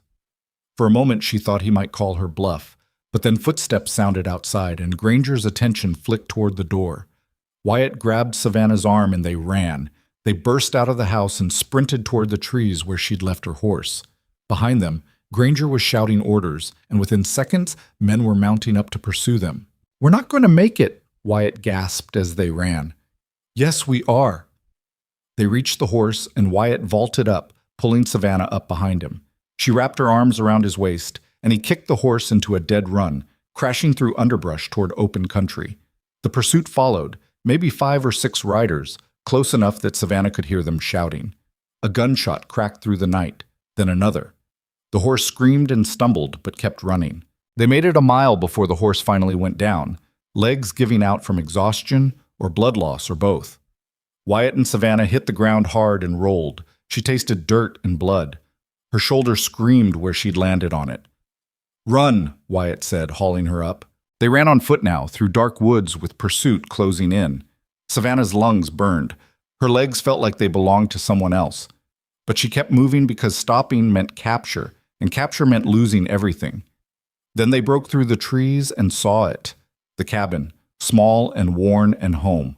Michael was on the porch with the rifle. "Inside!" Savannah screamed.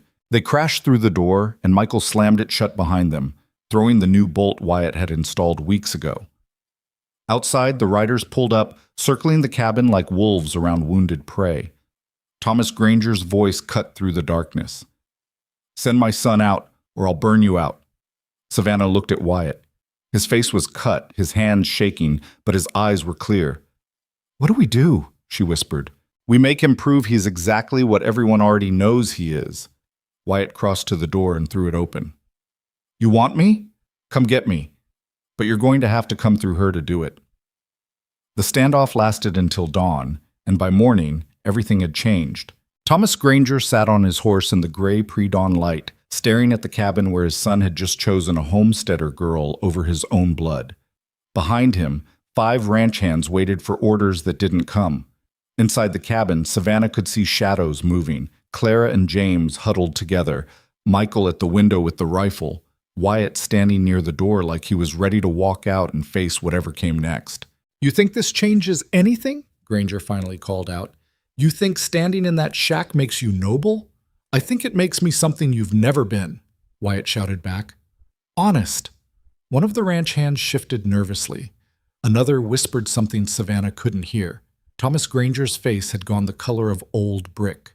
"I gave you everything," he said, and his voice had changed, gotten quieter, more dangerous. "Every opportunity, every advantage. And this is how you repay me? By humiliating me in front of my own men? You humiliated yourself. I'm just done pretending I don't see it." For a long moment, Savannah thought Thomas might actually order his men to storm the cabin. She could see him considering it, weighing the cost. But then one of the riders cleared his throat. "Boss, sun's coming up. People are going to start moving around. You want witnesses to whatever happens here?" Thomas looked at the man, then back at the cabin. "This isn't over," he said. "Court's in 2 days. We'll settle it there.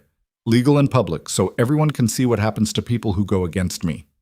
He wheeled his horse around. "Let's go." They rode off, and Savannah finally let herself breathe. Her legs gave out, and she sat down hard on the floor. Wyatt crouched beside her. "You all right?" "No. Yes, I don't know." She looked at him. Blood was drying on his cheek from where he'd hit the ground when the horse went down. His hands were scraped raw. He looked exhausted and furious, and somehow more alive than she'd ever seen him. "Your father's going to destroy you." "Let him try." "Wyatt, you understand what you just gave up. Your inheritance, your family. I understand what I chose. That's different." He took her hands. "Savannah, I've spent my whole life watching my father take things from people who couldn't fight back. I'm done watching. I'm done being part of it." "Even if it costs you everything?" "Everything I had came from him, from land he stole, money he made, breaking people who were just trying to survive. I don't want it anymore." His voice cracked slightly. "The only thing I want is to wake up and not hate myself. And the only way I can do that is by standing here with you." Clara started crying quietly in the corner. Michael was still at the window, watching the horizon like he expected Thomas Granger to come back with an army. James had fallen asleep, sitting up, exhausted by fear. "We should rest," Savannah said. "Court's in 2 days, and we need to be ready." But nobody slept much. Savannah kept startling awake, certain she heard horses outside. Michael kept watching shifts with Wyatt, both of them jumping at every sound. Clara's cough got worse from stress and cold. James had nightmares. The next morning, Daniel Webster showed up at the cabin on a rented horse, looking grim. "We need to talk," he said, before he'd even dismounted. "Granger's lawyers filed new motions this morning. They're claiming your homestead documentation is fraudulent and demanding the court investigate how you obtained it." Savannah's stomach dropped. "They know about Helena. They suspect. They can't prove it yet, but they're pushing hard, and Judge Hendricks is inclined to listen." Webster tied his horse and followed them inside. "I need to know, are those documents legitimate copies of what's actually in the land office files?" "Yes," Savannah said.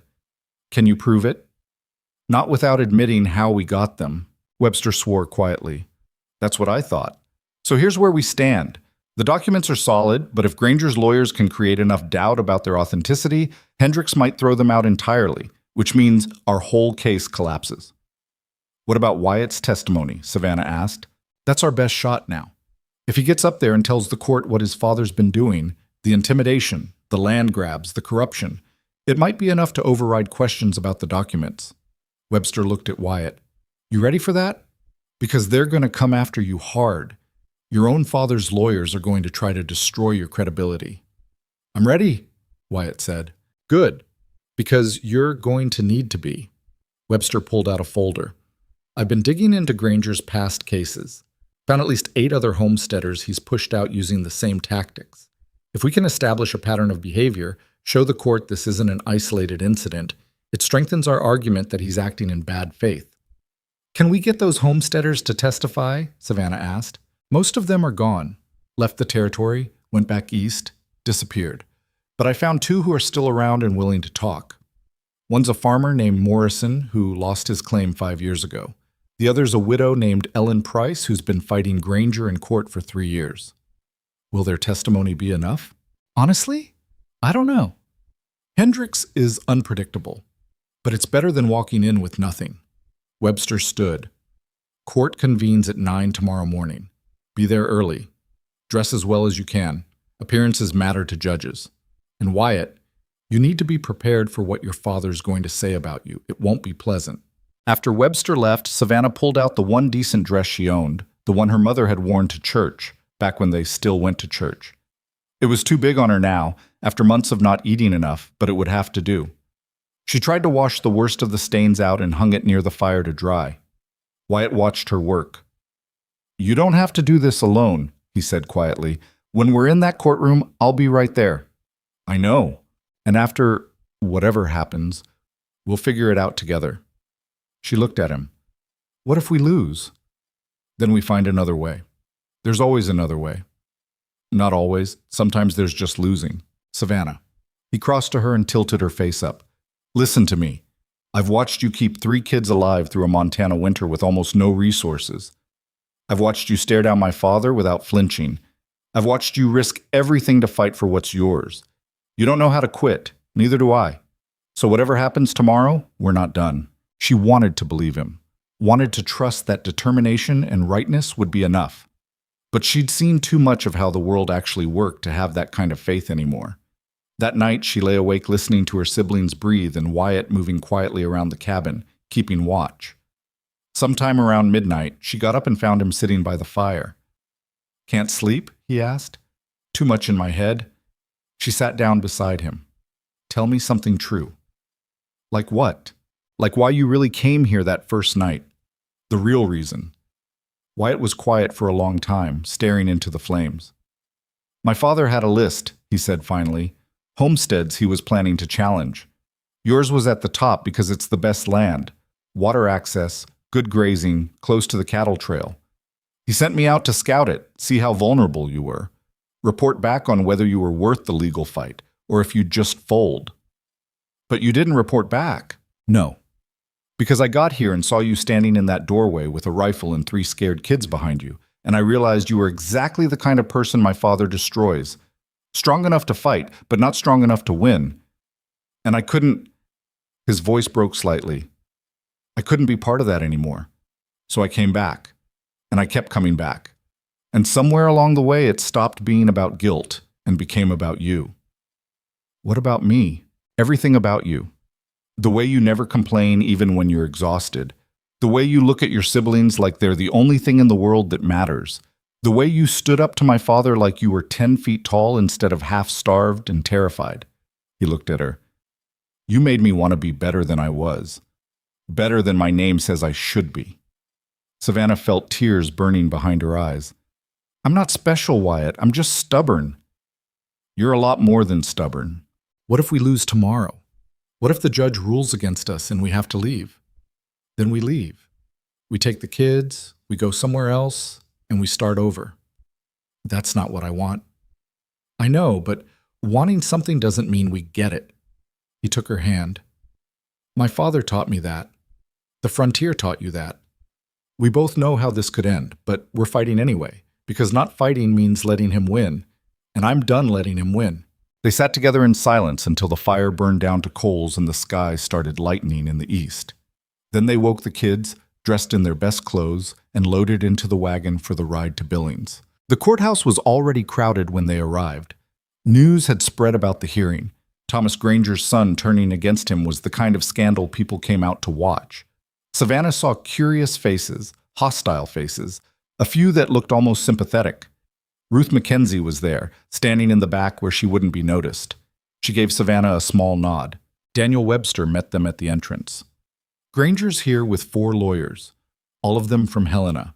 All of them expensive. They've been talking to the judge for the past 20 minutes. Is that legal? Wyatt asked. It's not illegal, just unethical. But that's never stopped them before. Webster ushered them inside. Remember, stay calm, answer honestly, don't let them rattle you. And Wyatt, when they come after you, and they will, keep your temper. Losing your cool is exactly what they want. The courtroom was smaller than Savannah expected, with wooden benches and a judge's bench that loomed over everything. Judge Hendricks was already seated, a man in his 60s with white hair and a face that gave nothing away. Thomas Granger sat at the plaintiff's table, surrounded by his lawyers, looking confident and relaxed. He didn't even glance at Wyatt. All rise, the bailiff called. Court is now in session. Hendricks banged his gavel once. We're here for the matter of Granger versus Hale, a challenge to homestead claim designation T9-S12. Mr. Webster, you're representing the defendants? Yes, Your Honor. And Mr. Sutton is representing the plaintiff? One of Granger's lawyers stood, a man with silver hair and an expensive suit. That's correct, Your Honor. Then let's proceed. Mr. Sutton, you may present your case. What followed was 2 hours of legal maneuvering that made Savannah's head spin. Sutton laid out Thomas Granger's challenge with the efficiency of someone who'd done this 100 times. The Hale claim was incomplete. Jacob Hale had died before finalizing the patent. His daughter was unqualified to continue the claim. The improvements were insufficient. The occupation was inconsistent. On and on, each argument delivered with confident precision. Then Sutton brought up the documentation. Your Honor, the defense has submitted what they claim are copies of land office records proving the claim's validity. However, we have reason to believe these documents are fraudulent. Webster shot to his feet. Objection. There's no evidence supporting that accusation. The evidence, Sutton said smoothly, is that the original documents allegedly copied were never properly filed. The land office in Helena has no record of receiving or processing the patent application referenced in these so-called copies. That's because your client made sure they disappeared, Webster shot back. Hendricks banged his gavel. Mr. Webster, that's enough. Do you have proof of Mr. Granger's involvement? Not direct proof, Your Honor, but then don't make accusations you can't support. Hendricks looked at the documents Webster had submitted. I'm inclined to exclude these unless you can authenticate them properly. Savannah felt the floor drop out from under her. Without those documents, they had nothing. Webster was arguing, citing precedents, trying to keep the evidence in play, but she could see Hendricks wasn't listening anymore. Then Wyatt stood up. Your Honor, I can authenticate them. The courtroom went dead silent. Sutton turned slowly. Thomas Granger's face went white, then red. Hendricks frowned. You're Wyatt Granger, Thomas Granger's son? I am. And you're here to testify for the defense? I am. Against your own father. Against a man who's been stealing land from honest people for 30 years. Yes, sir. The courtroom erupted. Hendricks banged his gavel repeatedly until order was restored. Mr. Sutton, do you object to this witness? Sutton looked at Thomas, who was gripping the table edge hard enough to make his knuckles white. We object strenuously, Your Honor. This witness is biased and unreliable. Noted, but I'm going to hear what he has to say. Mr. Granger, approach the witness stand. Wyatt walked forward and was sworn in. He sat down, and Savannah could see his hands shaking slightly before he gripped the chair arms to steady them. Webster approached him. Mr. Granger, how do you know the Hale family? I met Savannah Hale in February of this year. Her family was struggling after her parents died, and I helped them complete improvements to their homestead. Why did you help them? Because my father was planning to file a challenge on their claim, and I knew it was wrong. The Hales had met every requirement. They'd lived on that land for 3 years, made improvements, cultivated crops. They deserved to keep it. Are you aware that your father filed this challenge? I am.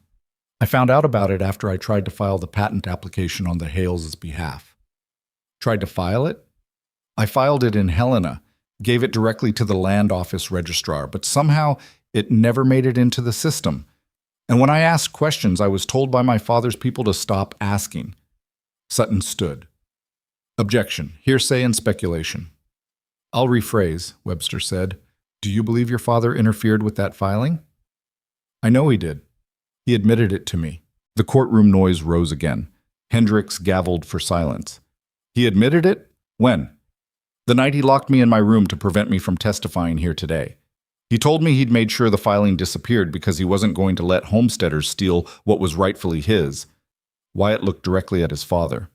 He said a lot of things that night, about how he destroyed other claims the same way, about how the law doesn't matter if you have enough money and connections. Thomas Granger stood up so fast his chair fell over. He's lying. Mr. Granger, sit down, Hendricks barked. That boy is lying to protect a woman he's infatuated with. He's got no proof of anything he's saying. Mr. Granger, I will hold you in contempt if you don't sit down right now. Thomas sat, but the rage coming off him was almost physical. Sutton was scrambling, trying to figure out how to salvage this. The other lawyers were whispering frantically. Webster continued.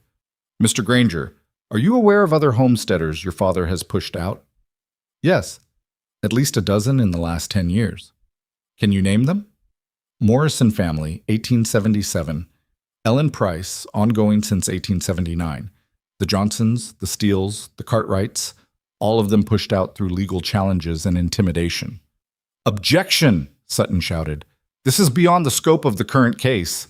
Your Honor, Webster said calmly, we're establishing a pattern of behavior that directly relates to the plaintiff's motivations in this case. Hendricks considered. I'll allow it. Continue, Mr. Webster. For the next hour, Wyatt laid it all out.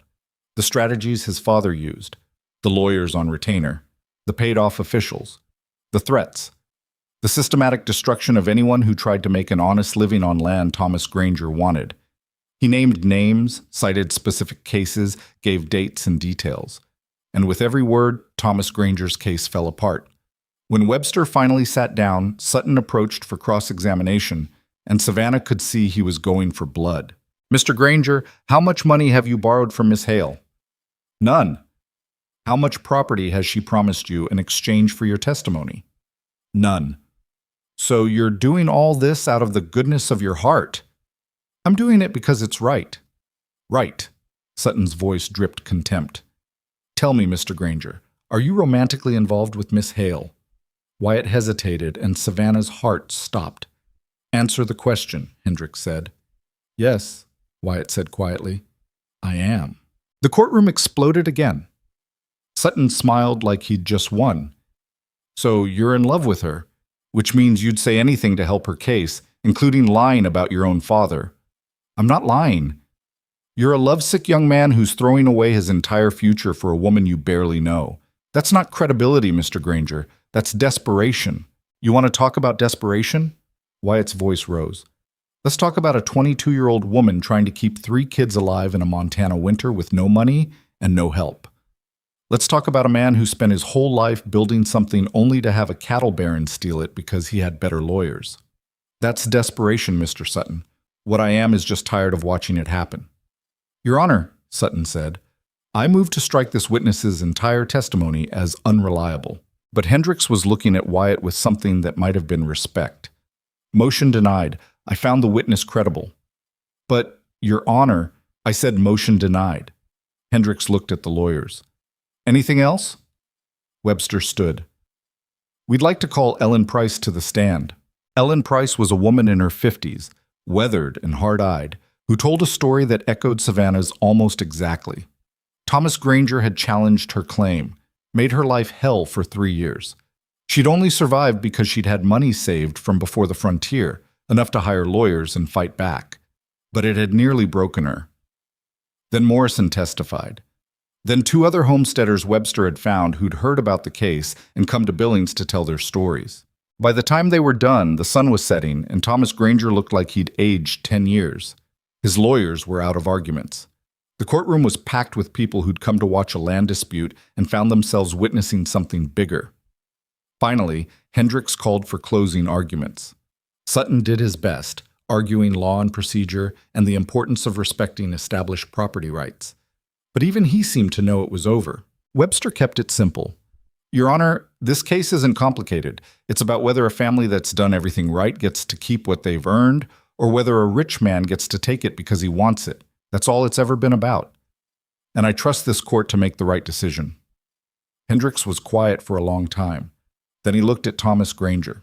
Mr. Granger, I've known you for 20 years. I've ruled in your favor more times than I can count. But I have to tell you, what I heard today sickens me. If even half of what your son testified to is true, you've been abusing the legal system to steal from people who can't fight back. And I won't be part of it anymore. Your Honor, Thomas started. I'm not finished. I'm ruling in favor of the defendants. The Hale claim is valid and will be processed for final patent. Your challenge is dismissed. And Mr. Granger, if you ever bring another homestead challenge in my courtroom, I'm going to scrutinize it so hard you'll wish you'd never filed it. We're done here. The gavel came down, and for a moment nobody moved. Then the courtroom erupted in cheers, and Savannah found herself surrounded by Michael, Clara, and James, all of them crying and holding on to her. Webster was shaking Wyatt's hand. Ruth Mackenzie was crying in the back. Ellen Price was smiling for the first time in probably 3 years. And Thomas Granger walked out of the courthouse without looking at anyone, his lawyers trailing behind him like mourners at a funeral. Savannah pushed through the crowd to get to Wyatt. He caught her and lifted her off the ground, and she was crying and laughing and couldn't tell which was which anymore. We won, she kept saying. We actually won. You won, Wyatt corrected. You fought and you won. We fought. All of us. She pulled back to look at him. What happens now? Now? He smiled. Now we go home. They didn't go home right away. There were papers to sign, fees to pay, documentation to finalize. Daniel Webster walked them through every step, making sure nothing could be challenged later. The patent would be official within 6 weeks, he said. Until then, they needed to keep improving the property, keep living there, keep proving they weren't going anywhere. You understand what you did today, right? Webster said as they prepared to leave Billings.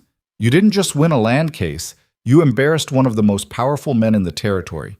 He's not going to forget that. Let him remember, Wyatt said. Maybe it'll make him think twice before he tries it again. Or maybe it'll make him more dangerous. Webster looked at Savannah. Watch your back, both of you. They took the warning seriously, but it was hard to feel afraid when they were riding home with the knowledge that the home was actually theirs now. Michael couldn't stop grinning. Clara hummed the whole way. James fell asleep in Savannah's lap, finally able to rest without fear. When they crested the ridge and saw the cabin in the valley below, Savannah felt something break open inside her chest. It looked the same as it always had, small, worn, patched together. But it was theirs. Legally, officially, permanently theirs. You all right? Wyatt asked quietly. She nodded, not trusting her voice. They rode down into the valley as the sun set behind the mountains, painting everything gold and red. That night, they celebrated with the last of the supplies Wyatt had brought weeks ago. It wasn't much, some bacon, beans, coffee, but it felt like a feast. Michael told the story of the trial 3 times, each version getting more dramatic. Clara made them all laugh by imitating the judge's stern face. James declared that when he grew up, he was going to be a lawyer so he could win cases just like they did. Later, after the kids were asleep, Savannah and Wyatt sat on the porch and watched the stars come out. The spring air was still cold, but there was a softness to it now that hadn't been there in winter, a promise of something better coming. What are you thinking about? Wyatt asked. Everything. Nothing. I don't know. She leaned against him.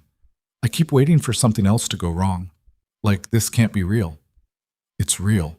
Your father's going to come after us again. You know that, right? He's not the kind of man who accepts losing. Probably, but we beat him once. We can do it again. Wyatt was quiet for a moment. My mother came to see me before we left Billings. Savannah sat up. What did she say? That I'd made my choice, and she hoped I could live with it. That my father would never forgive me, and I shouldn't expect him to. That I was throwing away everything he'd built for me. He looked at his hands. She wasn't wrong about any of it. Do you regret it? No, but that doesn't mean it doesn't hurt. Savannah took his hand. You gave up a lot for us. For me. I didn't give up anything worth keeping. Money I didn't earn, a name that came with too much blood on it, a future built on other people's suffering. He turned to face her. You know what I got instead? A reason to get up in the morning that isn't about taking from someone else. That's worth more than anything my father could have given me. What happens now? Between us, I mean. Wyatt smiled slightly. I was hoping you'd tell me. I don't know how this works. I've never... She stopped, frustrated with herself. I've spent 3 years just trying to survive. I don't know how to think past tomorrow. Then don't. We'll figure it out as we go. That's not much of a plan. It's the only plan I've got. They sat in silence for a while, and Savannah tried to imagine what came next. The homestead was secure, but there was still so much work to do. Crops to plant, fences to finish, animals to acquire. Michael needed schooling. Clara's cough needed proper medicine. James needed shoes that actually fit. And underneath all of it was the question of what exactly Wyatt was to them now. Partner, helper, something more? Stay, she said quietly. What? Stay here. With us. Help us build this into something real. She looked at him. Not because we need you, though we do, but because I want you here. Because when I think about the future now, you're in it. Wyatt's expression did something complicated. Savannah, are you asking me to... I'm asking you to stay. Everything else we'll figure out when we get there. He kissed her then, gentle and certain, and when they pulled apart, he was smiling. I'll stay. The next few weeks were the hardest work Savannah had ever done, and that was saying something. They plowed the fields from dawn until dark, getting the soil ready for spring planting. Wyatt taught Michael how to handle a plow team, how to read the land, how to plan crop rotation. They fixed the fences, reinforced the barn, dug out a proper root cellar. Every day brought new aches and new exhaustion, but also progress that was visible and real. Ruth Mackenzie came by one afternoon with a wagon load of seed stock and supplies. Consider it an investment, she said when Savannah tried to figure out how to pay her. You won a fight I couldn't win. Least I can do is help you keep what you fought for. I can't just take... You can, and you will. Besides, I'm not being entirely selfless. You're going to need supplies from town, and I happen to own a feed store. Consider this the start of a profitable business relationship. Other homesteaders started coming around too. People who'd heard about the trial, who'd been fighting their own battles against cattle barons and land speculators, who saw what the Hales had done and found hope in it. Some brought food, others brought tools or labor, or just good wishes. A few asked for advice on their own legal troubles, and Savannah found herself giving what help she could, even though she barely understood how they'd won their own case. You're becoming famous, Wyatt said one evening after the third group of visitors had left. I'm not famous. I just got lucky. Luck had nothing to do with it. You fought back when everyone expected you to fold. People remember that. Michael came running up from the south field, out of breath. Riders coming. A lot of them. Savannah's stomach clenched. She grabbed the rifle and moved to the porch, Wyatt beside her. But when the riders came into view, she saw it wasn't Thomas Granger's men. It was Caroline Granger, alone, on a fine gray mare. She rode up to the cabin and dismounted with the practiced ease of someone who'd grown up on horseback. She looked older than she had at the trial, or maybe just more tired. Mrs. Granger, Savannah said carefully. Miss Hale, may I speak with my son? Wyatt stepped forward. Mother. They looked at each other for a long moment, and Savannah could see years of complicated history passing between them. Walk with me, Caroline said. Wyatt glanced at Savannah, who nodded. They walked toward the creek, out of earshot. Savannah watched them go, trying not to imagine the worst. They were gone for almost an hour. When they came back, Caroline's eyes were red, but her face was composed. She nodded once to Savannah, mounted her horse, and rode away without another word. What happened? Savannah asked when Wyatt returned to the porch. She came to say goodbye. Goodbye? She's leaving my father, taking my sisters and moving to her family's property in Colorado. She said she's spent 30 years watching him destroy people, and she can't do it anymore. He sat down heavily. She said what I did in court, standing up to him, made her realize she'd been a coward, that she'd let him become what he is because it was easier than fighting him. What did you say? I said she wasn't a coward, that survival sometimes looks like compliance, that I understood why she stayed. He looked at Savannah. Then she gave me this. He held out a folded document. Savannah opened it carefully. It was a deed transfer for 200 acres of grazing land adjacent to their homestead, land that had been in Caroline's name, not Thomas's. She's giving us land? She said it's an apology. For not helping sooner. For raising me in a house where taking from others was considered normal. Wyatt's voice was rough. She said she was proud of me. First time she's ever said that. Savannah folded the deed carefully and set it aside. Then she wrapped her arms around Wyatt and held him while he shook with emotion he'd been holding in too long. That night, Michael asked the question Savannah had been avoiding. Is Wyatt staying forever? They were sitting around the fire after dinner. Clara and James had fallen asleep, sprawled across the bed in the tangle-limbed way children sleep when they finally feel safe. I hope so, Savannah said. Are you going to get married, Michael? It's a fair question, Wyatt said. He looked at Savannah. Is it? She felt her face heat. We haven't talked about it. Maybe we should. Michael grinned and suddenly found a reason to check on the horses outside, leaving them alone except for the sleeping kids. That wasn't subtle, Savannah said. No, it wasn't. Wyatt moved closer. But he's not wrong to ask. I've been here almost 2 months now. People are talking, and I don't want there to be any confusion about what my intentions are. What are your intentions? I want to marry you. I want to help you raise those kids. I want to build this homestead into something that lasts. I want to wake up next to you every morning for the rest of my life and know that I'm exactly where I'm supposed to be. He took her hands. That clear enough? Savannah's throat was tight. You're sure? Because once you do this, there's no going back to your old life. You'll be a homesteader's husband, not a cattle baron's son. I'm already a homesteader, have been since the first day I picked up a hammer to fix your door. He smiled. So what do you say, Savannah Hale? Will you marry me? She thought about everything they'd been through, the fear and fighting, the hunger and cold, the desperate scramble to survive. She thought about standing in a courtroom and watching Wyatt choose her over everything he'd ever known. She thought about the future, still uncertain, still hard, but no longer hopeless. Yes, she said. Yes, I'll marry you. They were married 3 weeks later in a simple ceremony at Ruth Mackenzie's feed store, because the church and Crossroads charged fees they couldn't afford, and Ruth offered the space for free. Daniel Webster stood as witness. Ellen Price came with a cake. A dozen other homesteaders showed up to celebrate, people who saw the marriage as more than just two individuals making a commitment, but as proof that the small could stand against the powerful and win. Michael walked Savannah down the makeshift aisle. Clara scattered wildflowers. James held the rings with such seriousness that several people had to hide smiles.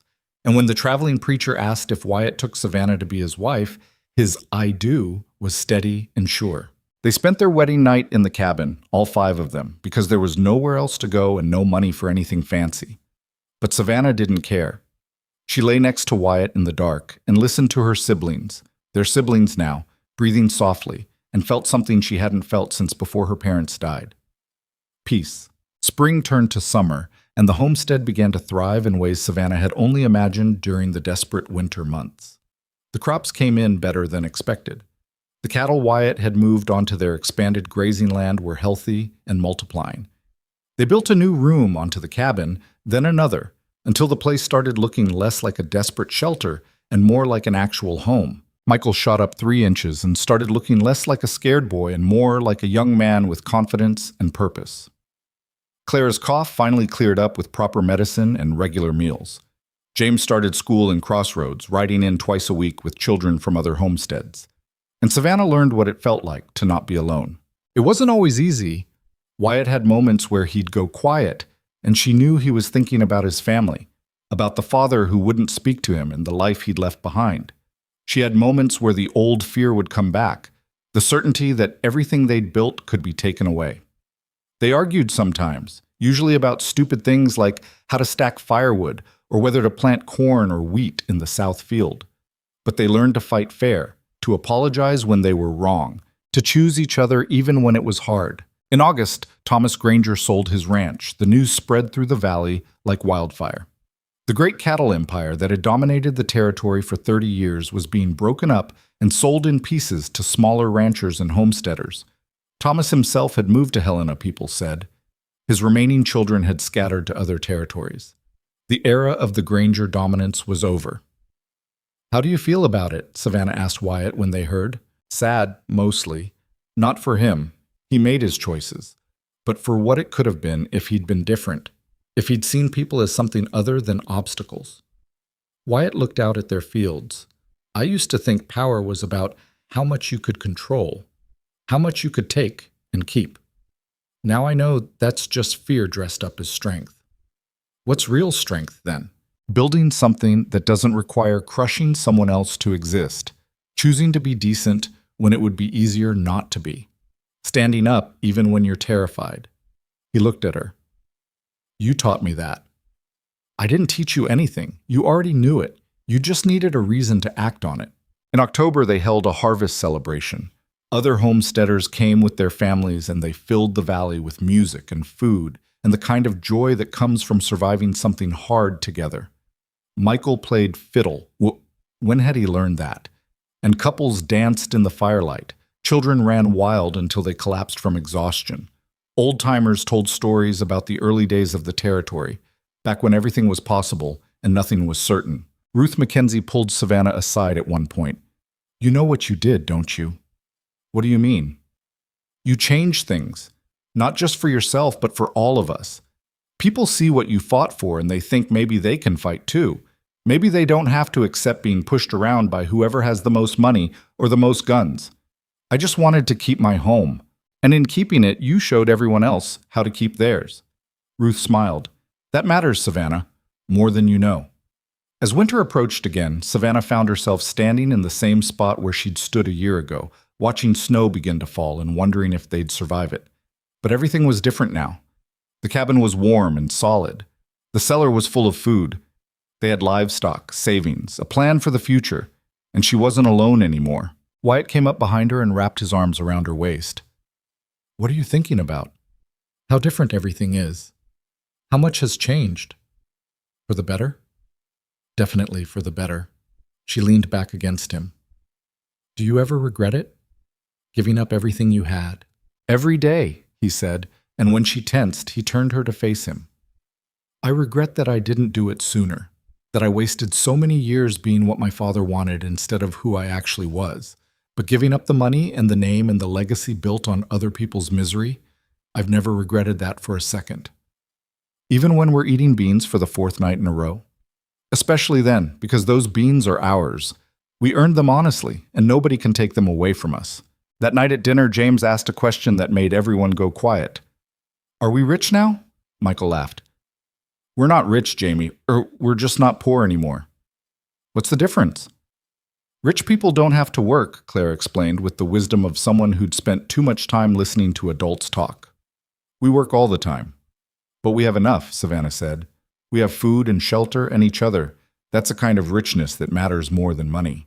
Thomas Granger had money, Wyatt added. He had more money than he could spend in 3 lifetimes, but he wasn't rich. He was empty. Because money can't fill the places where decency and compassion are supposed to live. So being rich is being happy, James asked. Being rich is having something worth protecting that doesn't require hurting other people to keep, Savannah said.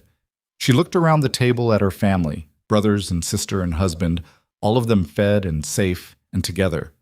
And by that measure, we're the richest people in Montana. In December, Caroline Granger sent a letter from Colorado. It was addressed to both of them, and Savannah read it aloud by firelight while Wyatt listened with his jaw tight. The letter was brief. Caroline had settled with her daughters on her family's old ranch. They were doing well. The girls were happy to be away from their father's shadow. She hoped Wyatt was happy too.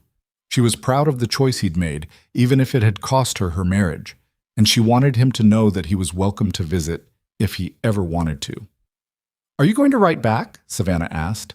Eventually, when I figure out what to say. Wyatt stared at the letter. Part of me wants to be angry at her for not leaving sooner. For raising me in that house, around that man, without teaching me that there was another way to live. But she did the best she could with what she had, and in the end she found the courage to leave. That counts for something.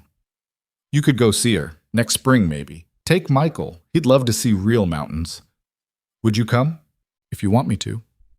I want you to. He folded the letter carefully. I want my sisters to meet you. Want them to see what a strong woman actually looks like. Savannah felt tears prick her eyes. I'm not that strong. Yes, you are. You just don't see it because you're too busy being it. On Christmas Eve, they sat around the fire and Michael asked Savannah to tell the story again. The whole story, from the beginning. "You've heard it a dozen times," she protested. "Tell it anyway," Clara said. "Please?" So Savannah told them about the desperate winter when she thought they'd lose everything. About the stranger who rode through a storm and offered help instead of pity. About stealing documents from a government building and facing down a cattle baron in court. About choosing to fight when everyone said they should run. James fell asleep halfway through, but Michael and Clara listened raptly, even though they'd lived through most of it themselves. And when Savannah got to the end, to the moment when Judge Hendricks ruled in their favor, Michael whispered, "Tell the last part again, the part about going home." So she did. She told them about walking out of that courthouse knowing the land was truly theirs, about the feeling of victory mixed with exhaustion, mixed with disbelief, about Wyatt lifting her off the ground and all of them crying and laughing at once. "And then," James mumbled, half asleep. "And then we came home," Savannah said softly. "And we built something worth keeping." Years passed the way years do on the frontier, slowly and quickly at the same time, marked by seasons and work and small victories. Michael grew into a young man who could manage the whole operation himself when needed. Clara became known throughout the valley for her healing skills, having apprenticed with a doctor in Billings. James went to school and talked about becoming a lawyer like Daniel Webster. And Savannah and Wyatt built a life that neither of them had imagined possible in those desperate early days. They had children of their own, 2 daughters and a son who grew up knowing that the land they lived on had been fought for and won. Who understood that sometimes the right thing to do was the hardest thing.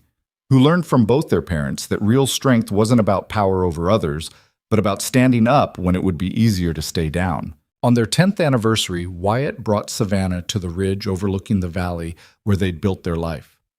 "Remember the first time I saw this place?" he asked. "You were scouting it for your father." "I was. I came up here and looked down at that little cabin and thought about how easy it would be to take this land. How vulnerable you were. How quickly my father could destroy everything you were trying to build."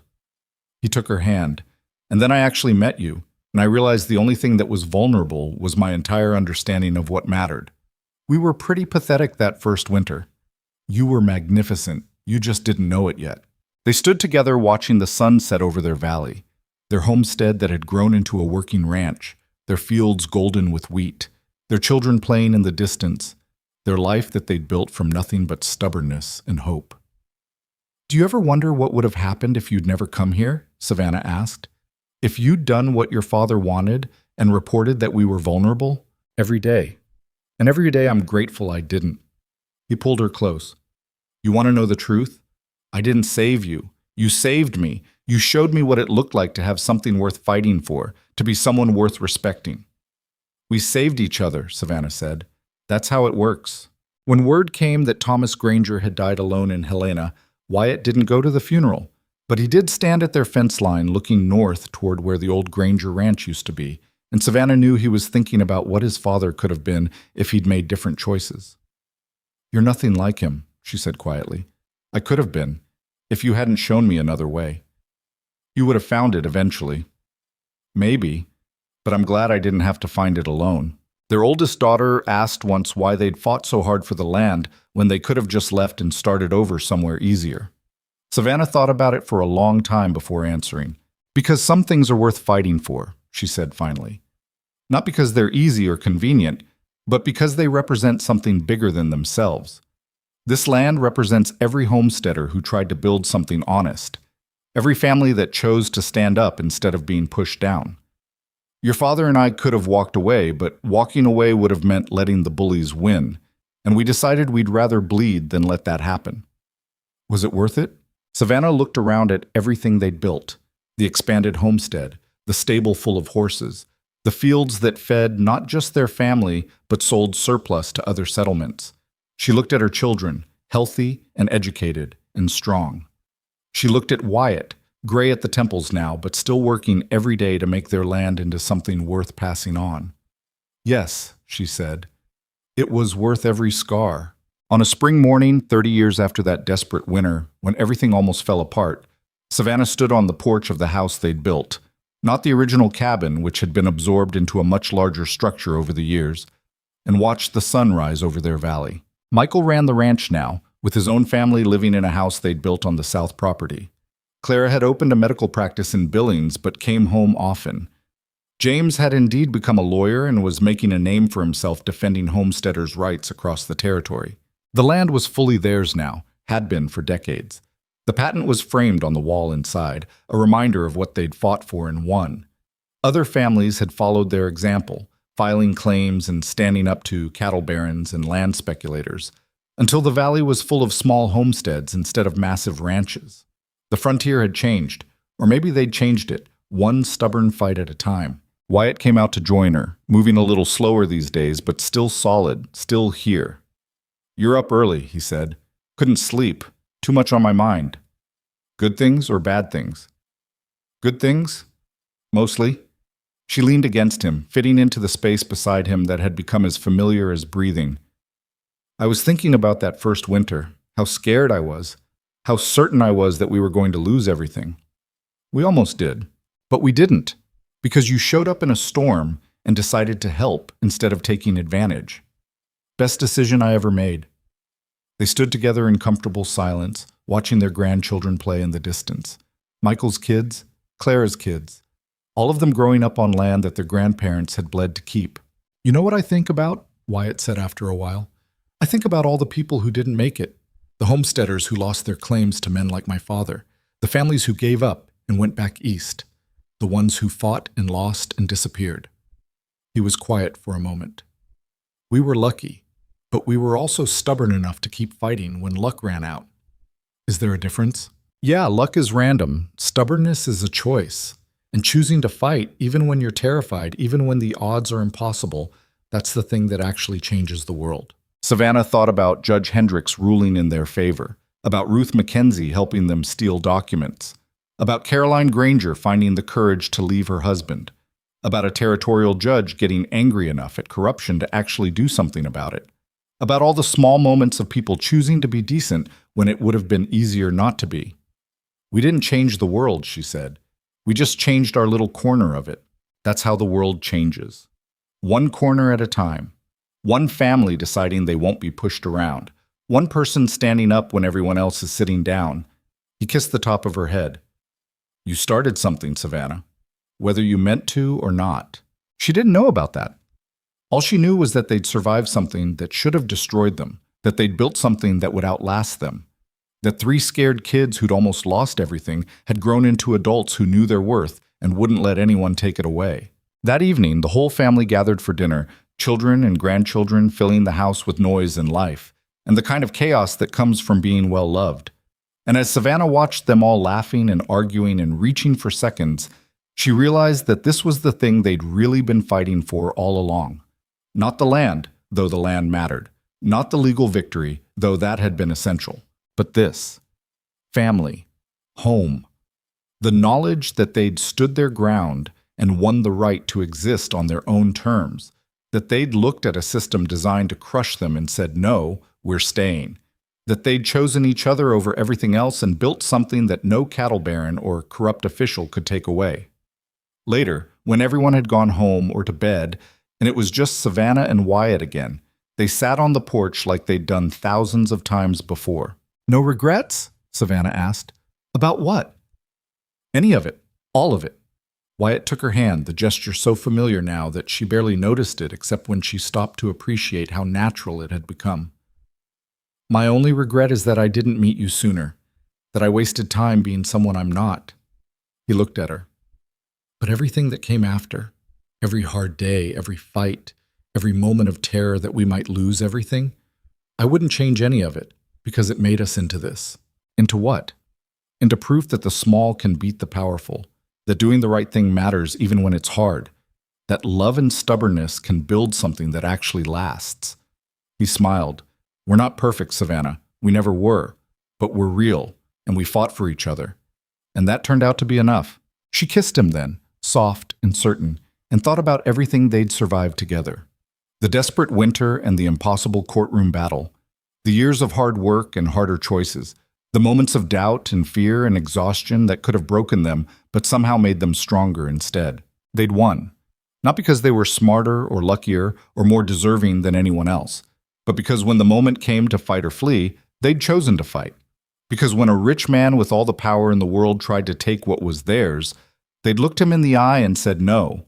Because a cattle baron's son had decided that protecting something good mattered more than preserving something broken. And because at the end of the day, the frontier didn't belong to whoever was strongest or most ruthless. It belonged to whoever refused to give up. Years from now, when their grandchildren told the story, they'd probably make it sound easier than it was. They'd smooth over the fear and the hunger and the desperate uncertainty. They'd turn it into legend instead of the messy, terrifying, beautiful truth. But Savannah would know. Wyatt would know. And everyone who'd fought their own version of this same battle would know. That winning wasn't about being perfect. It was about being stubborn enough to keep standing when everything told you to fall. About choosing decency when cruelty would be easier. About building something worth protecting and then protecting it with everything you had. They sat together on the porch until the stars came out. Two people who'd beaten impossible odds through nothing more complicated than refusing to quit. And when they finally went inside to the home they'd fought for and won, Savannah looked back one last time at the valley spreading out below them in the darkness. Their valley. Their home. Their life that they'd built from nothing but hope and stubbornness, and the simple, radical choice to believe they deserved something better. And in the end, that choice had made all the difference.